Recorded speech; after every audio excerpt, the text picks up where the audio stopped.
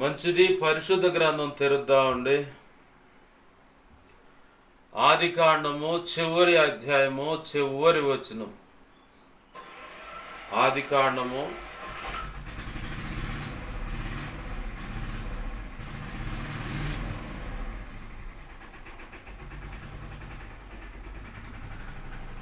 ఆదికాండము 50వ అధ్యాయము 26వ వచనం. చూడండి అక్కడ ఏం రాసిందో. నేను చదువుతున్నాను, గమనించండి. యోసేపు 110 సంవత్సరములు గలవాడై మృతి పొందెను. వారు సుగంధ ద్రవ్యములతో అతని శవమును సిద్ధపరిచి ఐగుప్తు దేశమందు ఒక పెట్టెలో ఉంచిరి. చిన్న మాట ప్రార్థన చేసుకుంది. ప్రేమగల మా కన్న తండ్రి యేసయ్యా, నీకు వందనాలు, కృతజ్ఞతాస్తుతులు మా ప్రభువా. మీరిచ్చిన ఈ లేఖన భాగాన్ని బట్టి కృతజ్ఞతాస్తుతులు. ఈ లేఖనాన్ని విరవండి. లేఖనము చాటున దాచి ఉంచిన లోతైన నూతనమైన మాకు అవసరమైన సర్వసంపూర్ణ సిద్ధి పొందటానికి, అయా ఇదిగో సర్వసంపూర్ణ సత్యమేంటో తెలుసుకోవటానికి, క్రీస్తేసు సంపూర్ణతకు సమానమైన సంపూర్ణత అంటేనే సర్వసంపూర్ణతయా. అయ్యా అది మేము పొందటానికి మాకు అవసరమైన ఇహ సంబంధమైన ఆధ్యాత్మిక సంబంధమైన కుటుంబాల విషయంలో కానీ, దాంపత్య జీవితం విషయంలో కానీ, పిల్లల భవిష్యత్తు విషయమైన ఇక ఇత్యాది ఏ ఏ విషయాలు నువ్వు మాట్లాడాలనుకుంటున్నావో, ఎవరిని హెచ్చరించాలనుకుంటున్నావో, ఎవరిని గద్దించాలనుకుంటున్నావో, ఎవరిని సరిచేయాలనుకుంటున్నావో, నీ చిత్తమైన వర్తమానము దేవ ఈ లేఖనాన్ని విరిచి బయటకు తెచ్చి నీ పక్షం వహించిన మీ దాసుని నోట ఉంచి, మీ దాసుని మీ సిలువ చాటును మరుగుపరిచి, మీ దాసుని ముఖాంతరంలోంచి మీరు కనపడుతూ, అయా ఇదిగో నీ శ్రేష్టమైన వాక్కును మీ దాసు నోట ఉంచి, మీ దాసు నోటిని మీ నోటి బోరగా చేసి, ఈ అల్పుడికి నీ అనాది సంకల్పంలో నిర్ణయించినటువంటి ఆ ప్రత్యేకమైన ధారాళమైన నీ ఆత్మ నడిపింపు, లేఖన ప్రత్యక్షత, ఆత్మ ప్రత్యక్షత, వాక్శక్తినిచ్చి నీవే నాతో మాతో సూటిగా తేటగా స్పష్టంగా మాట్లాడమని బతిమలాడుతున్నాను. నీ పక్షం వహించిన నేను ఎంత బలహీనో నీకు బాగా తెలుసు. నీ మీదే అనుకున్నా, నీ కృప మీద ఆధారపడ్డాను. నా సమస్త అవిధేయతలు, అతిక్రమ దోషాలు, పాప దోషాలు, ఆజ్ఞాతిక్రమాలు ఏమున్నా ఒప్పుకున్నా క్షమించు. నీ సిలువ రక్తంతో నన్ను కడిగి పవిత్రపరచు. పరిశుద్ధాత్మగ్నిలోని పుటమే శుద్ధ సువర్ణంగా మార్చు. శుద్ధ జలంతో సమస్త కీడ అపవిత్రతను కొట్టివే. నీ ఆనంద తైలాభిషేకం, పరలో శుద్ధ సువర్ణ తైలం నాపై ఇంకను గొప్పగా ఉంచు. 81వ కీర్తన 10వ వచనం 2వ భాగాన్ని బట్టి నీ కృప నాకు దయచేయ. హెస్కేల్ 2వ అధ్యాయం 1-2 వచనాల ప్రకారం నన్ను మమ్మల్ని చక్కగా నిలబెట్టి నీ ఆత్మతో నింపి మాతో మాట్లాడు. ఇర్మియా 1వ అధ్యాయం 9, 10, 18, 19 వచనం నీ కృప నాకు దయచే. అన్ని విషయాలు తోడు నడిపించు, సహాయము చేయమని. ఉపదేశాన్ని అడ్డగించాలని ప్రయత్నం చేస్తున్న దుష్టుడు, వాడి దోతలు, చీకటి అంధకార శక్తులు, ఇంచాది మరి ఏవైనా ఉండని, అది ఎవరైనా కానీ వాటినైతే గద్దించమని చెబుతున్నాను. కనబడకుండా దాడి చేస్తున్న వాటినైతే నామములు నీవిచ్చిన అధికారం చొప్పున బంధిస్తున్నాను. నా చుట్టూరు మా చుట్టూరు నీవే అగ్ని ప్రాకారమై నిలవమని, నీ మహిమేగని మాపై ఆవరింపచేయమని. నిత్యము నీ దేవదూతులు అగ్ని వంటి రథముల సైన్య సమూహం చుట్టూ కావలి ఉంచు. మాతో మీరున్నాడు. కలువరి శిలువలో మా కొరకు చిందించిన ఆ పరిశుద్ధ రక్తమును కంచెగవి, రక్షణ కంచెవి, అగ్ని కంచెనవి. నిత్యము నీ కనుదృష్టి, ముఖ కాంతి, తేజమాన వెలుగు, సన్నిధి కాంతి మాపై ప్రకాశింపచేయమని దేవా నీ కృపలో వర్ధల చేయమని.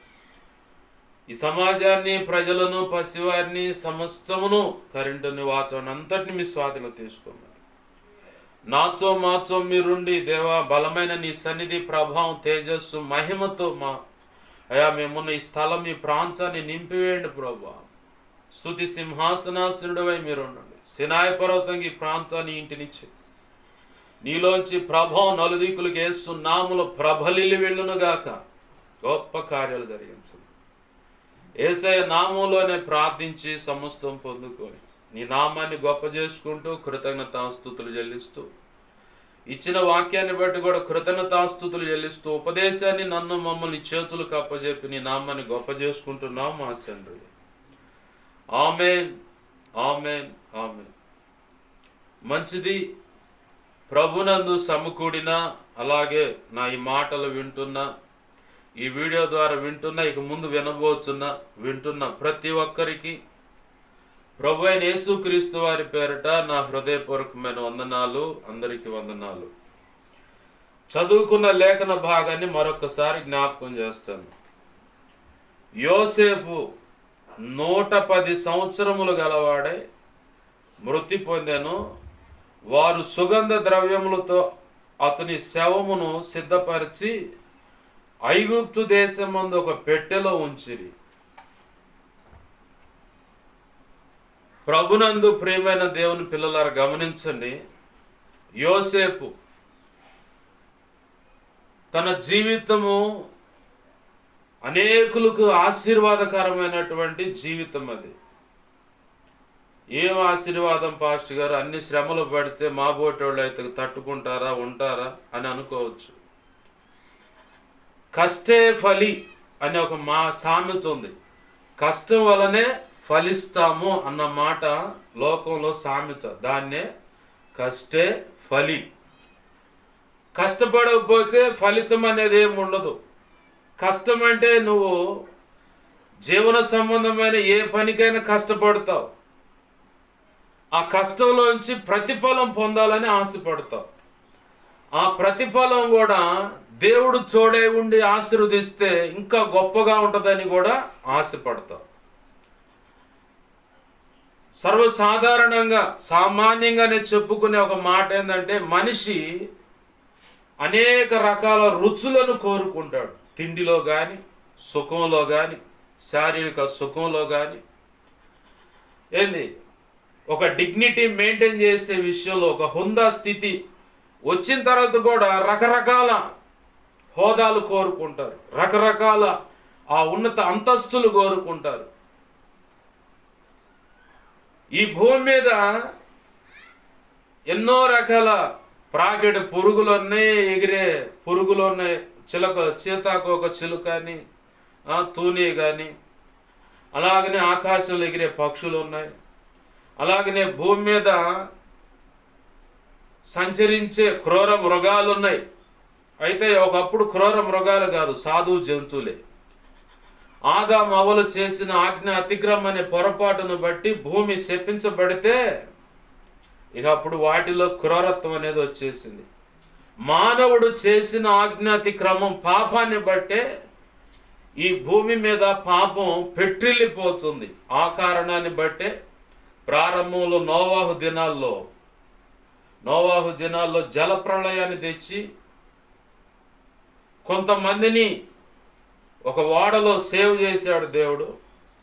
కొన్ని శపితమైన జీవాలను, అలాగనే పరిశుద్ధమైన జీవాలను కూడా, అవి ఏవైనా కానీ దేవుని చిత్తంలో ఆయన ఆదాము అవ్వలను సృష్టించక మునుపు ఏర్పాటు చేసిన వాటిలో 7 అంటే సంపూర్ణ సిద్ధికి సాదృశ్యం. శపితమైనవి అయినా అంటే పరిశుద్ధం కానివి, అలాగే పరిశుద్ధమైనవి అవి ఏమైనా ప్రాకిడి పురుగులు కావచ్చు, జలచరములు కావచ్చు, అన్నీ దేవుని ఆజ్ఞ చొప్పున వచ్చాయట. ఆమెన్, హల్లెలూయా.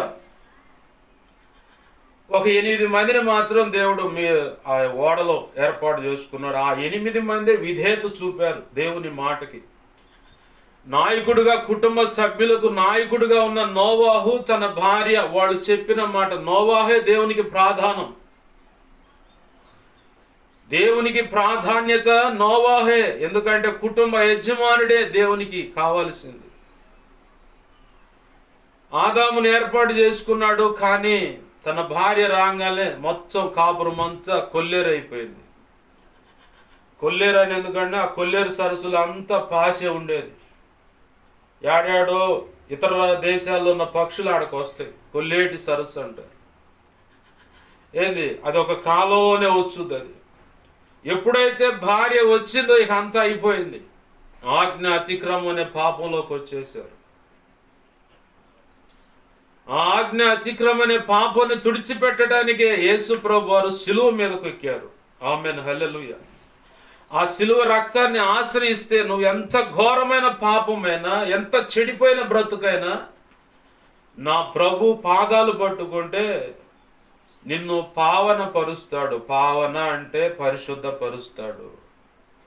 నీ బ్రతుకును విప్లవాత్మకంగా మార్చేస్తాడు ఆయన. అది ఎంత అంటే నువ్వు ఊహించలేవు. నిన్ను నువ్వు తొంగి చూసుకుంటేనే అర్థమైంది ఆయన పాదాలను ఆశ్రయించినప్పుడు. ఆమేన్, హల్లెలూయా. బాగా గమనించండి, చెడిపోయిన బ్రతుకులను సైతం ఈరోజు క్రూరులు అనుకుంటున్న వాళ్ళు, నరమాంస భక్షకులు, ఓ 5గురు బలైపోయారు వాళ్ళ చేతుల్లో. వారి భార్యలో ఒక ఆమె నడుం బిగించింది, నేను కూడా ఆడే చచ్చిపోతా, ఆ నరమాంస భక్షుల మధ్యలో నేను కూడా చనిపోతా అని చెప్పని వాళ్ళ భాష నేర్చుకుంది. అర్థమవుతుందా? వాళ్ళ భాష నేర్చుకుంది. వాళ్ళతో స్నేహంగా ఏమన్నా బట్టలు ఇచ్చి పుచ్చుకోవటాలు చిన్నగా స్నేహం చేసుకుంది. అట్లా అట్లా అట్లా వాళ్ళకి దేవుని మాటలు వాళ్ళ భాషలను అందించింది. అక్కడే ప్రభునందు నిద్రించింది.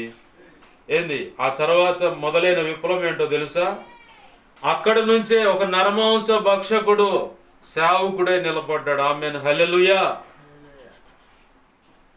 ఎడ్వర్డ్ విలియమ్స్ అని చెప్పని ఒక దైవజనుడు ఉన్నాడు. ఇప్పుడు ఆయన ఓ ప్రాంతంలో క్రూసైడ్ జరుగుతుంది, సంఘారాధన జరుగుతూ ఉంటే వాళ్ళ మధ్యలో ఒక ఆయన కూర్చొని ఉన్నాడు. దైవజనుడు ఆహ్వానించబడ్డాడు ఎంతో పాటు. ఓ ప్రత్యేకమైన సాక్ష్యం అది ఇది అని చెప్తా ఉంటే ఎవరా, ఏంది, ఎక్కడ, ఏంటని ఆయన అడుగుతా ఉన్నాడు. ఆయన చెప్పాడు, ఒకప్పుడు పలానోళ్ళు వచ్చారయ్యా, ఇలా చెప్పారు, మేము చంపుకొని తిన్నాము. ఏంది, అయితే వాళ్ళ భార్య వచ్చి మాకు సువార్త చెప్పింది, మాకు వైద్య సేవలు అందించింది, మాకు ప్రార్థనలు చేసింది, ప్రార్థనలు ఏంటో నేర్పింది, వస్త్రాలు కట్టుకోవటం, సిగ్గు కప్పుకోవటం ఏంటో తెలియపరిచింది, మానవత విలువలేంటో కూడా మాకు అర్థమయ్యేలాగా ఆమె తెలిపింది. కాబట్టే మా బ్రతుకులు మారాయి. ఆ నరమాంస భక్షుల జాతిలో నుంచి నేను రక్షించబడి ప్రభు కృపను బట్టి ఈరోజు సేవకుడిగా వచ్చాను. ఇక్కడ ప్రసంగించడానికి నన్ను ఆహ్వానించారనగానే ఈ ఎడ్వర్డ్ విలియమ్స్ అనే ఆయనకి గుండెలు అదిరిపోయాయి. ఓమో నరమాంస భక్షకుడు ఇతనా అని చెప్పాను. లైవ్లో చూశాడు. మరి ఏం చేస్తాం? మరి అంత క్రూరులను కూడా క్రీస్తు రక్తం మారుస్తుంది, క్రీస్తు సువార్త మారుస్తుంది, క్రీస్తు ప్రేమ అంత క్రూరులను కూడా ప్రేమగా మార్చేస్తుంది. ఆమేన్, హల్లెలూయా. ఓవేళ నువ్వు ఈరోజు నా భర్త అంత క్రూరుడు అనుకుంటే దేవుని పాదాలు పట్టుకొని కన్నీరు విడు. నా తల్లిదండ్రులు అంత దుర్మార్గులు అనుకుంటే దేవుని పాదాలు పట్టుకొని కన్నీరు విడువు.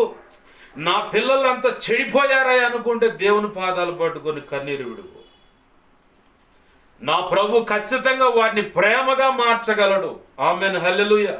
నా అత్తమామలు అంత దుర్మార్గులయ్యా అన్నీ కనిపిస్తుంటే దేవుని పాదాలు పట్టుకొని కన్నీరు విడువు. నా ప్రభు ఖచ్చితంగా వారిని ప్రేమగా మార్చేస్తాడు. ఆమేన్, హల్లెలూయా. ప్రేమకున్న స్వభావం ఏంది? దోషాన్ని కప్పేస్తూ ఉంటుంది. ప్రేమకున్న స్వభావం ఏంది? సహిస్తూ ఉంటుంది, ఓర్చుకుంటూ ఉంటుంది, మౌనంగా ఉంటుంది, డంబంగా అది ఇదని చెప్పని ఎగసిపడదు, లోపల ఉప్పొంగదు, ప్రశాంతంగా ఉంటుంది ప్రేమ. ఆమేన్, హల్లెలూయా. అంత క్రూరులనే మార్చిన ఆయన ప్రేమ, మా కోడళ్ళు ఇట్టండి, మా అల్లుడు ఇట్టండి, నా మనవసంతానం ఇట్ట, ఇవన్నీ సోది ఆపు. అసలు నువ్వు మోకాళ్ళే, ముందు మోకాళ్ళు వేయకుండా దేవుని సన్నిధిలో నువ్వు గడపాల్సిన సమయం సరైన రీతిగా గడపకుండా ప్రభువా నాకు సహాయం చేయి, ప్రభువా నాకు సహాయం చేయి ఎట్టొస్తుంది?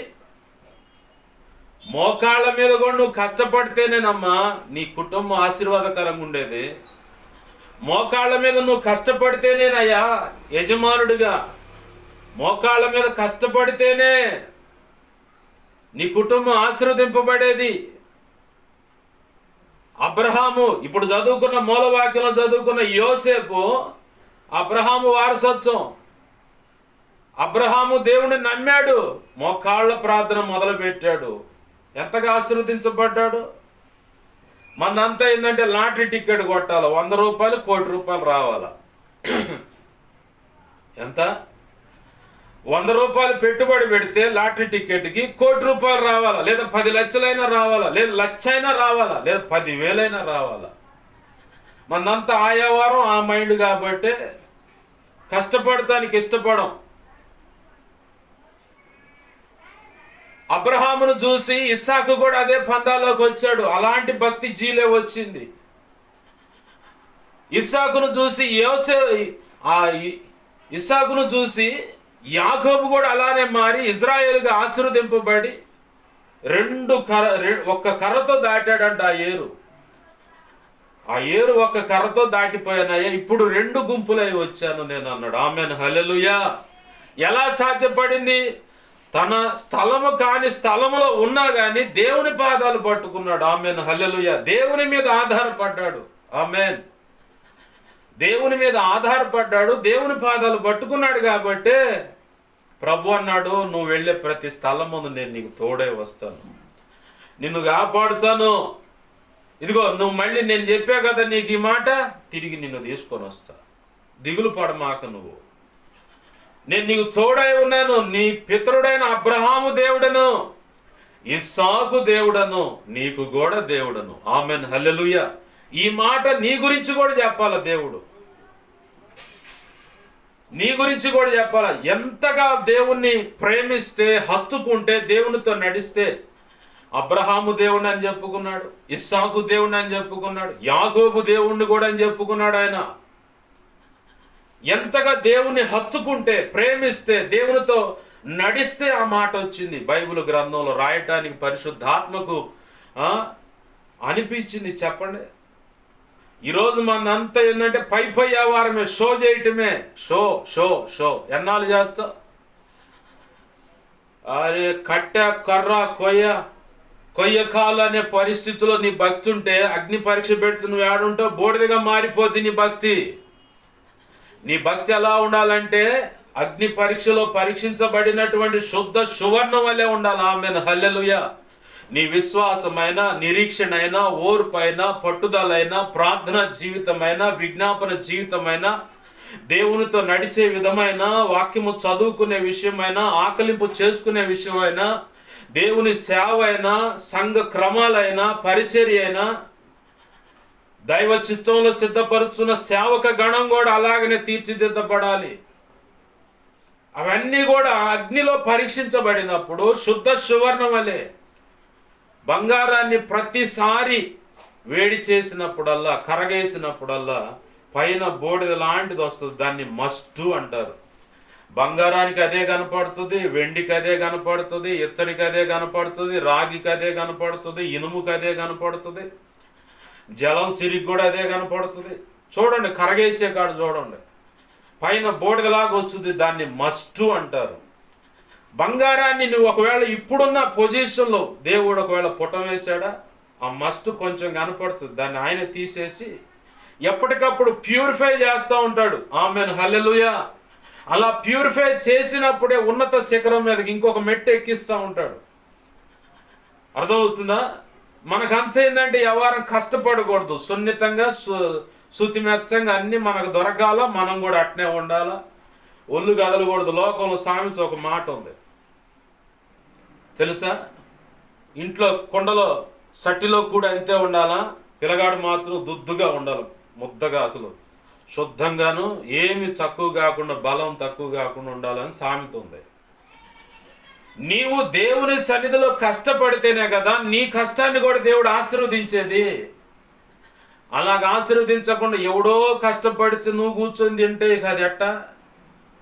ఎవడో కష్టపడేది ఎందుకు ఆ మాట అంటే, పాస్టర్ గారు మా కోసం ప్రార్థన చేయండి, మా కుటుంబం కోసం ప్రార్థన చేయండి అంటారు. నేను మనసులో నవ్వుకొని సరేలేమ్మా అంట. నేను ఎంత ప్రార్థన చేసినా ఎలలో ఉంది, నువ్వు ఏడున్నా బ్యాటిల్లో, ఆ సమస్యలో, ఆ పరిస్థితిలో ఉంది నువ్వు కన్నీరు విడిచి ప్రార్థన చేస్తే ప్రభు కదులుతాడు. ఆమెన్, హల్లెలూయా. మరి మీరు చేస్తే కదలడా అంటే, మాది ఓరక చేయో తీయటానికి అంటే సహాయం. ఇప్పుడు ప్రభుత్వం వాళ్ళు ఆయా రీతులుగా యవనస్తులకి, పెద్దలకు కానీ, వృద్ధులకు కానీ, విధవరాళ్ళకు కానీ చేయూతగా కొంత డబ్బు ఇట్లా అది ఎంతవాటికి ఉపయోగపడుతుంది? దేనికో ఒక దానికి ఉపయోగపడుతుంది, అంతవాటికే. నీ కష్టార్జితమే శాశ్వత కాలంగా నిలబడుతుంది, ఆశీర్వదింపబడుతుంది, దేవునితో అంటుకట్టబడుతుంది. నువ్వు అవన్నీ మానేసి పాస్టర్ గారు మా కోసం ప్రార్థన చేయని చెప్పని బిర్రుగా 3 పూట్ల తిని కాళ్ళారు జాపి టీవీ రిమోట్ పట్టుకొని ఆ రేకులు ఈ రేకులు వాడి కాపురం గోల వీడిని లేపేయ అని ఇలాంటి నాటకాలు చూస్తా, ఆ జబర్దస్తులు చూస్తా, కాలక్షేపానికి ఇప్పుడు కొన్ని కొత్త కొత్త సినిమాలు, కామెడీ సినిమాలు వస్తున్నాయి, పెద్ద హీరోలు కూడా ఆ సినిమాలు చూస్తా. ఎందుకంటే ప్రింటింగ్ వస్తుంది ఎమ్మండే, ఆడ హాల్లో రిలీజ్ అవటం ఎవడో ఒకడు పైరసీ దొంగతనంగా కాపీ చేసి యూట్యూబ్లో అప్లోడ్, దాన్ని కూడా పెద్దగా వాళ్ళు సినిమా వాళ్ళు కూడా పట్టించుకోవట్లా, అలవాటు అయిపోయింది అది కూడా. ఒకప్పుడు స్వైన్ ఫ్లూ వచ్చింది, అమ్మో అమ్మని మాస్కులు పెట్టుకున్నారు, ఆ తర్వాత అది అలవాటు అయిపోయింది. ఆ తర్వాత కరోనా వచ్చింది, అమ్మో ప్రాణాలు పోతున్నాయని చెప్పని ఉన్నవాడి కంటే లేనోడు చచ్చాడు ముందు. ఉన్నవాడి కంటే లేనోడు చచ్చిండు, అదురుపోయి చచ్చిన వాళ్ళు ఎక్కువ. మా అక్కకు కూడా వచ్చింది అట్లనే, 5 ప్రాణాలు ఆమె చుట్టూ ఉన్నాయి. ఎన్ని ప్రాణాలు? 5 ప్రాణాలు ఆమె చుట్టూ ఉన్నాయి. నేను బయట ఉన్నా, ఆమెతో పాటు 6. కానీ నా ప్రభు కృప ప్రార్థించగా ఆమెలో నుంచి ఆ కరోనాను తీసేశాడు, మిగతా వాళ్ళంతా సేఫ్. ఊరకట్ట మందులు అందిస్తేనే కొడుకు కానించి తండ్రి తల్లి తమ్ముడు మొత్తానికి జోకింది, మందులు అందిస్తుంటేనే. దూరంగా ఉండి మాస్క్ శానిటైజర్ అన్నీ చూసుకుంటా ఉంటారు. మరి వీడు చక్కగా 6 ఒకసాటే కూర్చొని అందరూ ఏది దూర బంధువులు వచ్చి ఇంట్లో కూర్చొని తింటారు చూడు సందడిగా, ఆ టైపులో ఉంటేనే ఏమి లేదు నా ప్రభు కృపను బట్టి. ఆయనకే సమస్త మహిమ ఘనత ప్రభావాలు చెల్లునుగాక. ఆమేన్, హల్లెలూయా. బాగా గమనించండి, ఈ కరోనా కూడా ఇప్పుడు అలవాటు అయిపోయింది. బర్డ్ ఫ్లూ వచ్చింది, చికెన్ అది కూడా అలవాటు అయిపోయింది. ఎవడు రాగేది? ఆదివారం మొక్క అయిపోతే అట్ట, ఆదివారం మొక్క నవలాలా ఏంది, ఒక సొక్క గుట్టక పడాలా, వీలైతే పంది పొరిలాడినట్టు పొరిలాడాలా, మిస్ అయిన ఇంటికాడికి వచ్చి పిల్లల చేతిలోనో పెళ్ళాం చేతిలో జుమ్ముగా చన్నులు తినాలా, తోడ పుట్టినవారో తల్లిదండ్రుల చేత నీ బతుకు చేయడాన్ని ఊహించుకోవాలి. మరి అంతే ఉండదు, సొక్క ఎక్కువైతే. ప్రారంభంలో పిల్లిలాగా దొంగతనంగా దాగుతుడంట, మధ్యలో రాగానే ఏందిరా అని చెప్పని సింహం అయిద్దంట. మధ్యలోకి రాగానే పూర్తిగా పడ్డా తర్వాత ఇక పందే బుర్రు అంట. బురదలో పడ్డ పంది కనుక యాడ దెబ్బ తగులుతుంది అర్థం కాదు, ఏం విరిగిపోయింది అర్థం కాదు. మొన్న ఒక అబ్బాయిని చూస్తున్న, పోసుకుంది కూడా అర్థం కాల, ఇంటి ముందే పడుకొని ఉండవు. ఏం చేస్తాం మరి? గంజాయి, డ్రగ్స్, నాటు సారాయి. నేను చెప్పనా, ఏదో బాధ ఉందని చెప్పని ఏదో దాగుతూ ఉంటే చివరిగా నీకు జీర్ణ వ్యవస్థ పాడైపోద్ది. ఆ తర్వాత దాని ఎఫెక్ట్ కిడ్నీల మీదకి వస్తుంది, ఆ తర్వాత లివర్ మీద పడుతుంది. లివర్ జాండీస్ అంటే కామెర్లు అయినాయి అంటే ఇక అంతే కథం. కిడ్నీలు పాడైన అబ్బాయి, లివర్లు పాడైన అబ్బాయి, నిన్ను బతికిచ్చేవాడు ఇక్కడ ఎవడు లేడంటే ఇక అంతే అయిపోయినట్టే. ఇక నిన్ను బయటకు తెచ్చేవాడు ఎవడు లేడు, ఇక భగవంతుడు తప్ప. భగవంతుడు ఒక్కడు తప్ప నిన్ను బయటకు తెచ్చేవాడు ఎవడు లేడు. కాబట్టి సాధ్యమైనంత వరకు వాటిని మానేసి ప్రభు పాదాలు పట్టుకొని, సాధ్యమైనంత వరకు అని ఎందుకు మీరు షరతులు ఇస్తున్నారు పాష్ గారు అంటే, వాడు సడన్గా మానే జత్తడు, డాక్టర్లను అడగండి పోయి. ఖైనీ కానీ గుట్కా కానీ ఏంది జోడాబ్బులు అని ఒకటి వచ్చింది అప్పుడెప్పుడు 2001లోనే ఏమో వచ్చింది, ఎద్దు బొమ్మ వేసి జోడాబోలు అని చెప్పారు. ఆ చిప్పులు చైనా వాళ్ళవి, అవి తెచ్చుకొని పెదాల్లో పెట్టుకుంటారు. అట్టట క్యాన్సర్ వచ్చిన వాళ్ళు కూడా ఉన్నారు. ఎన్ని క్యాన్సర్లు వచ్చినా అసలు ఈ నోరే పడిపోయినటువంటి పరిస్థితులు ఉన్నా, ఈ నోటంతా ఓ పక్క కుళ్ళిపోయినా వాడు నవ్వటం ఆపడు, ఆ కైని పెడతాం ఆగడు, ఆ చిప్పులు పెడతాం ఆగడు. ఏంది రక్తం అంతా పాలిపోయి చర్మం అంతా తెల్లగా మారిపోయిన వాడు ఆ గంజాయి తీసుకోవటం ఆగడు. ఆ డ్రగ్స్కి అడిక్ట్ అయిపోయి జీవితమే పతనమైపోతున్న వాడు ఆగడు.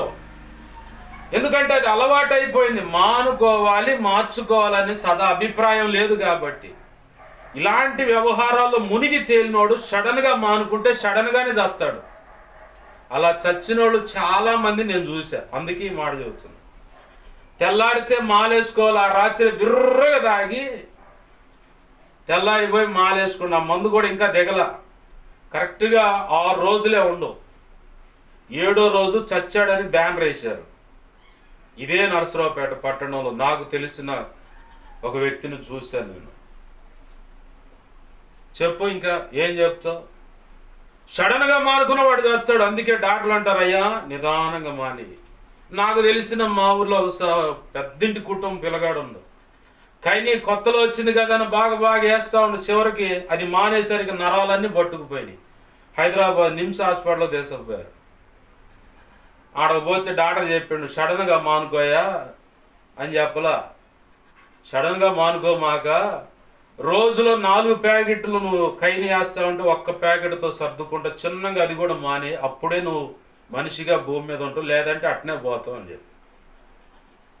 క్రెయిన్ గుట్టకాలని వచ్చిన కొత్తలో పెద్దింటి కుటుంబం పిల్లగాడు ఒక్కడే వారసుడు, ట్రాక్టర్ డ్రైవరు. తిరుగుతాడు. అది అలవాటై గంటకు ఒక దండ తినేవాడు. ఎన్ని దండకి ఎన్ని ఉంటాయి? 10 ఉంటాయి. ఒక గంట ఎకరం పొలం దున్నొచ్చే లోపల ఒక గంటకి దండ తిని ఏమైందో తెలుసా? లోపల పేగులన్నీ కుళ్ళిపోయి ఎయిడ్స్ పేషెంట్ లాగా మారిపోయి చివరికి ఏమైందంటే పేగులు కుళ్ళిపోయి చచ్చాడు. అని నేను మింగనండి అంటాడు. ఉట్టిదే అదంతా ఆపురా నీ వ్యవహారం, నాకు తెలుసు బాగా. మింగవా, నీ బోడి తెలివితే అట్లా నువ్వు మింగవని చెప్పమాక. లాలాజల రూపేణ ఈ కాస్తంచన్న పోద్ది పోయి లోపల పేగులన్నీ కొరుక్కొని తినుకుంటా ఉంటుంది. అది నీకు ఇప్పుడు అర్థం కాదు. ఒక టైం ఉంటుంది, అప్పుడు ఉంటుంది బడిత పూజ డాక్టర్ చేతిలో. వాడు చెవుచుడు, ఇక లేదురా అబ్బాయి ఇన్నిటికి పేగులకు రంధ్రాలు పడ్డే, నువ్వు పోచవని. అప్పుడు అర్థమైంది. అప్పుడు దాకా ఆ తిమ్మిర అనగదు. సమస్యలైనా ఏంది, ప్రయత్నాలైనా దైవ చిత్తానికి వేరైనవి, సమాజానికి వేరైనవి. తల్లిదండ్రులు ఇది కరెక్ట్ కాదని చెబుతున్నా అడుగులేస్తారు చూడు, వాళ్ళకి అప్పుడే అర్థం కాదు. ఒక ఫైనల్ జడ్జిమెంట్ ఉంటుంది, అప్పుడు అర్థమైంది. అమ్మా ప్రారంభంలో చెప్పినప్పుడు నేను మానుకున్నట్టయితే ఈ పరిస్థితి వచ్చేది కాదుగా, ఇందాక వచ్చేది కాదు కదా. నాకు ఇది ఎందుకంటే కొంతమంది తల్లిదండ్రులు కూడా పిల్లలను ప్రేమిస్తారు. ప్రేమించి వాళ్ళ ప్రేమే వాళ్ళ జీవితాలను పతనం చేసేలాగా మారిపోద్ది. అదెట్ట పాష గారంటే ఎన్ని పొరపాట్లన్నా చేయని, నా బిడ్డ నా కొడుకు అని చెప్పి అనుకుంటా సర్ది చెప్పి చివరికి ఆడుకొచ్చారు తెలుసు వాళ్ళు. నడి రోడ్డు మీద పడితే ఆ జీవితాలు. అసలు ప్రారంభంలో సరిగుండు, ఏం పద్ధతిగా ఉండాలి, నువ్వు ఆడపిల్లవు అని చెప్పని, మగపిల్లలు ఏందిరా ఇంటికి ఎలా ఉండాలని ఒక్క గద్దెంపు గదిగితే అయిపోద్దిగా, లాగి 4 బాధ్య అయిపోద్దిగా. అబ్బే నా పిల్లయ్య నా బిడ్డలు అట్టాంటోడు కదా, అట్టాంటి. ఇప్పుడు ఎట్టయింది, రోత పట్టింది కుటుంబం, బజార్న పట్టి బ్రతుకులు, పరువు పోయింది. బ్రతకాలా సావాలన్న ఆ మీమాంసలో అటా ఇట ఆలోచన తర్జన భర్జన అంటారు మీమాంస అంటే. ఆ మీమాంసలో పడిపోయి ఏం చేయాలా, లోపల కృంగిపోయి కృషించుకుపోయి కుమిలిపోవచ్చు. బయటికి కనపడకుండా కన్నీరు లోపల అణుచుకుంటా రహస్యంగా గుర్తొచ్చినప్పుడు అలా చూస్తే ఏమనుకుంటారు ఏందని. రహస్యంగా ఏడ్చిన రోజులు లేవు, బాత్రూంలో ఏడ్చిన రోజులు లేవు, ఏంది ఒంటరిగా ఉన్నప్పుడు ఏడ్చిన రోజులు లేవు. ఎందుకు ఈ పరిస్థితి? ప్రారంభంలోనే ఉండాలి అది. ప్రారంభంలో అందుకే అంటారు పెద్దలు, మొక్కై వంగందే మ్రానే వంగుద్దా. మ్రాన్ అంటే పెద్ద చెట్టు, ఎట్ట వంగుద్ది అది? పిల్లతనంలో ఉండగానే దానికి ఎదురు పెద్దేయాల, అప్పుడే స్ట్రైట్గా వస్తుంది. ఇలాంటి క్రమంలోనే పిల్లతనంలో ఉండగానే ఓ క్రమ పద్ధతిలో పెంచబడ్డాడు యోసేపు. తన తండ్రి దగ్గర భక్తిని నేర్చుకున్నాడు. తన తండ్రి ఎలాంటి, తను పుట్టిన కాలం నుంచి ఒక యుక్త వయసుకు వచ్చినంత వరకు తన తండ్రి యొక్క అనుభవాలు చెప్పుంటాడు. ఎందుకంటే ద్వితీయోపదేశ కాండంలో ఒక మాట ఉంది, మీరు కూర్చున్నప్పుడైనా, నుంచున్నప్పుడైనా, నడిచేటప్పుడైనా, పడుకునేటప్పుడైనా మీ దేవుడైన యెహోవా మీ పక్షంగా చేసిన కార్యములను గురించి, అద్భుతాల గురించి, సూచక్రియల గురించి, అసలు ఆయన గురించి మీ పిల్లలకు చెబుతూ ఉండాలి. మీ పిల్లలకు చెప్తూ ఉండాలి. అవును పాష గారు, అదేమో ద్వితీయోపదేశ కాండం కదా, ఆది కాండంలో అంటే ఆది కాండంలో కూడా ఉంది ఆ మర్మం. అబ్రహామును చూసి ఇస్సాకు నేర్చుకున్నాడు భక్తి. ఎలా? తన తండ్రి చెప్పడా? ఇప్పుడు భార్యాభర్తలు ఇద్దరు కూర్చుంటే వాళ్ళ మధ్యలో పిల్లలు ఉంటే, రే మీ నాన్న ఒకప్పుడు నన్ను పెళ్లి చేసుకున్నప్పుడు ఇదిగో ఇలా ఇలా ఇట్లా వంట వండి అట్లా చేసి ఇట్లా చేసి చెప్పలేదా? చెప్పుకోలేదా? ఏ సర్వం అన్ని కుటుంబాలు ఈ పందా ఉంటుంది, ఈ తంతు ఉంటుంది, చెప్పుకోవటం ఉంటుంది. అట్లానే భక్తి గురించి పరిచయం చేశారు. యాకోబు కూడా యోసేపుకు పరిచయం చేస్తే దేవుని మీద ఆనుకున్నాడు. శ్రమలైన లేఖనం అంటుంది ఇనుప సంఖ్యలో అతన్ని బాధించాయట, కానీ దేవుడు చెప్పిన మాట మాత్రం అతన్ని వెంటాడుతూ ఉంది. ఎంత తొందరగా చేద్దామా అని పరిస్థితులు. అపవాది ఎన్నో రకాలుగా యోసేపు అనేవాడిని లేకుండా చేద్దామని ప్రయత్నం చేశాడు. నీ జీవితంలో కూడా నిన్ను లేకుండా చేయాలని ఎన్నిసార్లు ప్రయత్నం చేసి ఉంటాడు సైతాను. అసలు నీకు బ్రతికే లేకుండా చేయడానికి ఎన్నిసార్లు ప్రయత్నం చేశాడు. బ్రతికే లేకుండా చేసి ఉండొచ్చు, కానీ వాడు గెలిచాడని సంబరపడ్డా నువ్వు ఓడిపోలేదు. నా ప్రభు ఇంకొక ప్రత్యామ్నాయము, ఇంకొక మార్గం చూపిస్తాడు. ఆయన శోధింపబడే వారికి తప్పించుకునే మార్గం చూపించే సమర్థుడైన దేవుడు యేసయ్య. ఆమేన్, హల్లెలూయా. ఒకవేళ ఈ ప్రయత్నంలో నువ్వు నష్టపోయావా? అపవాది దాడి అనుకుందాం. సేవలో కానీ, సంఘాల్లో కానీ, కుటుంబంలో కానీ, వ్యక్తిగత దాంపత్య జీవితం విషయంలో కానీ, వివాహ విషయంలో కానీ, చదువు విషయంలో కానీ, ఉద్యోగం విషయంలో కానీ, వ్యాపారం విషయంలో కానీ, ఇత్యాది మరి ఏ సమస్యలనో చెప్పు. అపవాది వల్ల నేను ఇంత నష్టపోయాను నీకు అవగతమైతే, నీకు అర్థమైతే నువ్వు వెంటనే చేయాల్సింది ఏంటంటే, నా ప్రభు శోధింపబడే వారికి ఇంకొక పరిష్కారం ఉంది, తప్పించుకునే మార్గం చూపించే దేవుడై ఉన్నాడు. ఆమేన్, హల్లెలూయా. తప్పించుకునే మార్గం చూపించే దేవుడై ఉన్నాడు. ఇది మిస్ అయితే ఇంతకంటే శ్రేష్టమైనది నా ప్రభు ఇస్తాడు. ఆమేన్, హల్లెలూయా. ఆ నిశ్చయత కలిగి నువ్వు ముందుకు అడుగులేయాల. యోసేపు ఎన్నో నిందలు ఎదురయ్యాయి, చెయ్యని నేరం మోపబడింది అతని మీద, అయినా జైలుకి వెళ్ళాడు. అక్కడ పక్కన వాళ్ళని అడిగాడు, అయ్యా నన్ను జ్ఞాపకం చేసుకోమని రాజుగారికి చెప్పండి, వీళ్ళు మర్చిపోయి తిరుగుతూ ఉన్నారు.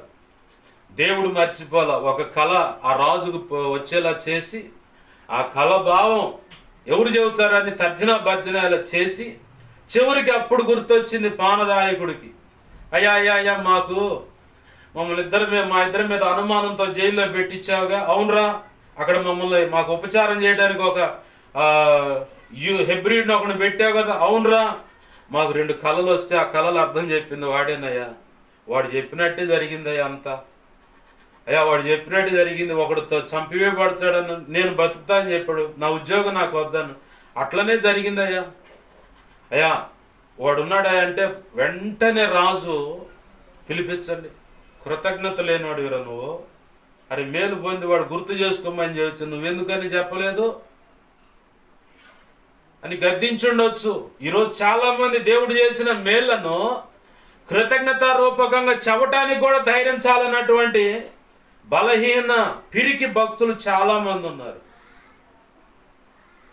దేవుడు నీకు మేలు చేశాడా, వెళ్ళిపోయి మళ్ళీ దైవజనుడికి చెప్పు, అయ్యా మీ దగ్గర ప్రేయర్ రిక్వెస్ట్ అడిగాను, ఇదిగో సలహా అడిగాను, ఇలా చేశాడు దేవుడు కార్యం, కాబట్టి నీకు నిండు వందనాలు, దేవునికి స్తోత్రాలు, కృతజ్ఞతలు అని చెప్పాలా. ప్రవక్తల శిష్యుల్లో ఒక ఆమె అప్పులై వచ్చింది ఎలీషా దగ్గరికి. ఏం చేయమంటావు ఏలినవాడా అని చెప్పానంటే, నీ దగ్గర ఏముందంటే కొంచెం నూనె ఉందని, పోయి పాత్రలు పోయి బదులు తెచ్చుకోపోయి ఎక్కడెక్కడ దొరుకుతాయో ఆ గిన్నెలు కానీ అన్నీ తెచ్చుకో, వాటి నిండా నూనె నింపుకో. దాన్ని నింపుకోపో అండు. సరేనని పోయింది, నింపుకుంది. ఇంక తేటానికి లేదమ్మా అన్నారు పిల్లలు. వెంటనే పరిగెత్తుకుంటా అప్పులోళ్ళ దగ్గరకు పోలా, రండ్రా మీ డబ్బులు ఇచ్చానని.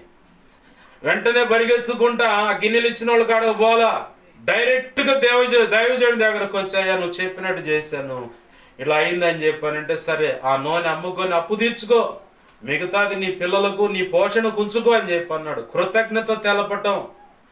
ఆమేన్, హల్లెలూయా. ఈ రోజు ఎవరున్నారు? మేలు పొందిన తర్వాత వెంటనే వాడిని చంపటానికి, వాడిని ఏదో చేయడానికి తయారవుతుంటే ఆ బ్యాచ్ ఎక్కువైంది. ఇప్పుడు దుర్మార్గపు బ్యాచ్, సైతాన్ గాడి పిల్లలు అన్నమాట వీళ్ళంతా. సైతాన్ గాడి పిల్లలు వీళ్ళు. మేలు చేసిన వాడిని అమ్మని లోకంలో సామెత ఉంది, అమ్మ చేతి ముద్ద తిని అమ్మనే చేయి పట్టుకొని రా మనిద్దరం శారీరకంగా కలుద్దా అని పిలిచే వ్యవహారం ఈ బ్యాచ్ ఎక్కువయ్యారు ఇప్పుడు. ఇది పోయే కాలం, అంచెకాలం అంటారు దీన్ని. కృతజ్ఞత తెలిపేవాళ్ళు లేరు. కృతజ్ఞత తెలపాలన్న సంగతి తెలుసున్నా కానీ కృతజ్ఞత హీనులై ఉన్నారు. యేసన్న గారు అందుకే ఒక పాట పాడుకున్నారు, కృతజ్ఞత లేనివారు వేల కొలదిగా కూలినను. ఎంతమంది వేల కొద్దిగా కూలినా సరే కృపావార్చకు సాక్షులమై కృప వెంబడి కృప పొందుచు ప్రకటించేద్దాం. ఆమేన్, హల్లెలూయా. ఆనందయాత్ర అని బాగా గమనించండి. దేవుడు చేసిన మేలు నువ్వు కృతజ్ఞతలు చెప్పాలా. చెప్పకపోతే నువ్వు కృతజ్ఞత హీనురాలివి, కృతజ్ఞత హీనుడివి.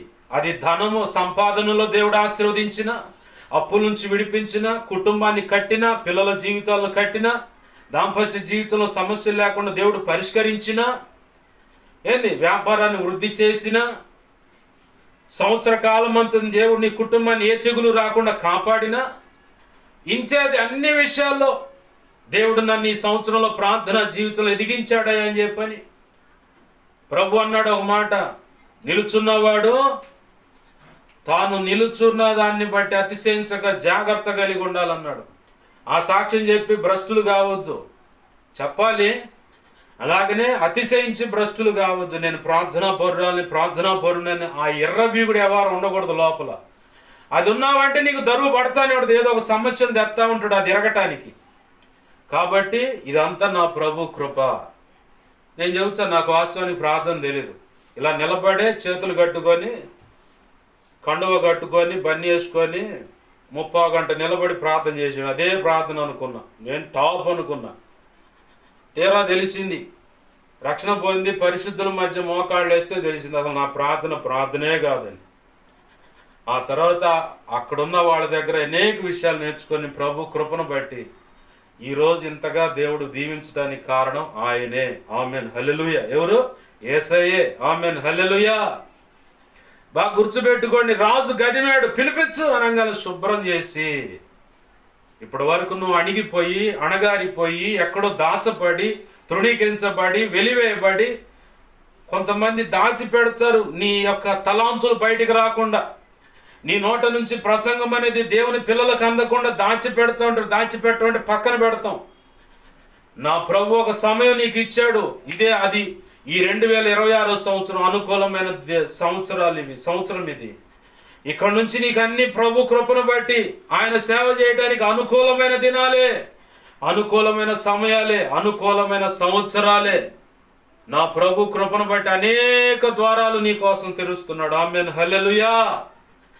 దిగులు పడాల్సిన పని లేదు. అయ్యా మా దైవజనుడు నన్ను ప్రోత్సహించట్లేదు, మా దైవజనురాలు నన్ను ప్రోత్సహించట్లేదు, ఒక యవనస్తురాలుగా ఉన్నాను, ఒక యవనస్తుడిగా ఉన్నాను, ఇదిగో ఒక కుటుంబ యజమానుడిగా ఉన్నాను, కుటుంబ యజమానురాలుగా ఉన్నాను, లేదు వయసు పైన పడినా కానీ నాకు సేవ చేయాలని ఆసక్తి ఉంది, నన్ను ప్రోత్సహించేవాళ్ళు లేరంటే నా ప్రభు ద్వారాలు తెరుస్తున్నాడు. ఆమేన్, హల్లెలూయా. ఇప్పటి వరకు అణపబడి ఉన్నావేమో, ఒత్తిడి పెట్టి ఒక పక్కన నెట్టివేయబడ్డట్టుగా, ఒక పరిచర్లో బానిసగా బ్రతుకుతున్నట్టుగా ఉన్నావేమో. నా ప్రభు అంటున్నాడు, ఇది మొదలుకొని నా ప్రభు నీ కోసం ద్వారాలు తెరుస్తున్నాడు. ఆయన పక్షంగా నిలబెట్టి నిన్ను అనేక సంగతులు దేవుని ప్రజలకు తెలియపరచబడబోతుంది. దేవుని కృపను బట్టి నీ నోటిని దేవుడు వాడుకొని అనేక క్రొత్త సంగతులన్నీ దేవుని పిల్లలకు అందించబోతున్నాడు.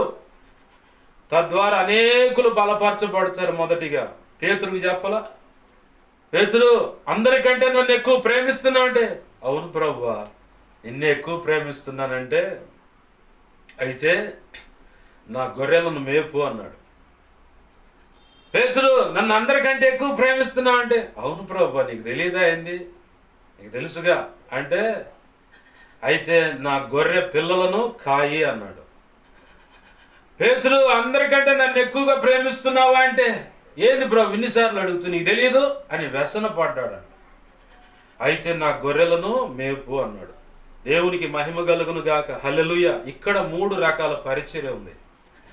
నిన్ను వాడుకోబోయే విధానం కూడా ఇక్కడే ఉంది. ఒకటి, ఆల్రెడీ రక్షణ పొందిన వారికి శ్రేష్టమైన ఆధ్యాత్మిక వర్తమానం నీ ద్వారా అందుద్ది. వారు బలపడతారు. పలానా దైవజనుడి ద్వారా ఇన్ని లోతైన సంగతులు తెలుసుకొని మేము బలపడ్డా అనేక విధాలుగా సాక్ష్యం ఇస్తారు. రెండవది, గొర్రె పిల్లలు అంటే రక్షణ పొందుతారు. నీ నోటి నుంచి వచ్చే దేవుని వాక్యాన్ని బట్టి రక్షణ పొందినప్పుడు వారిని కాయాలి.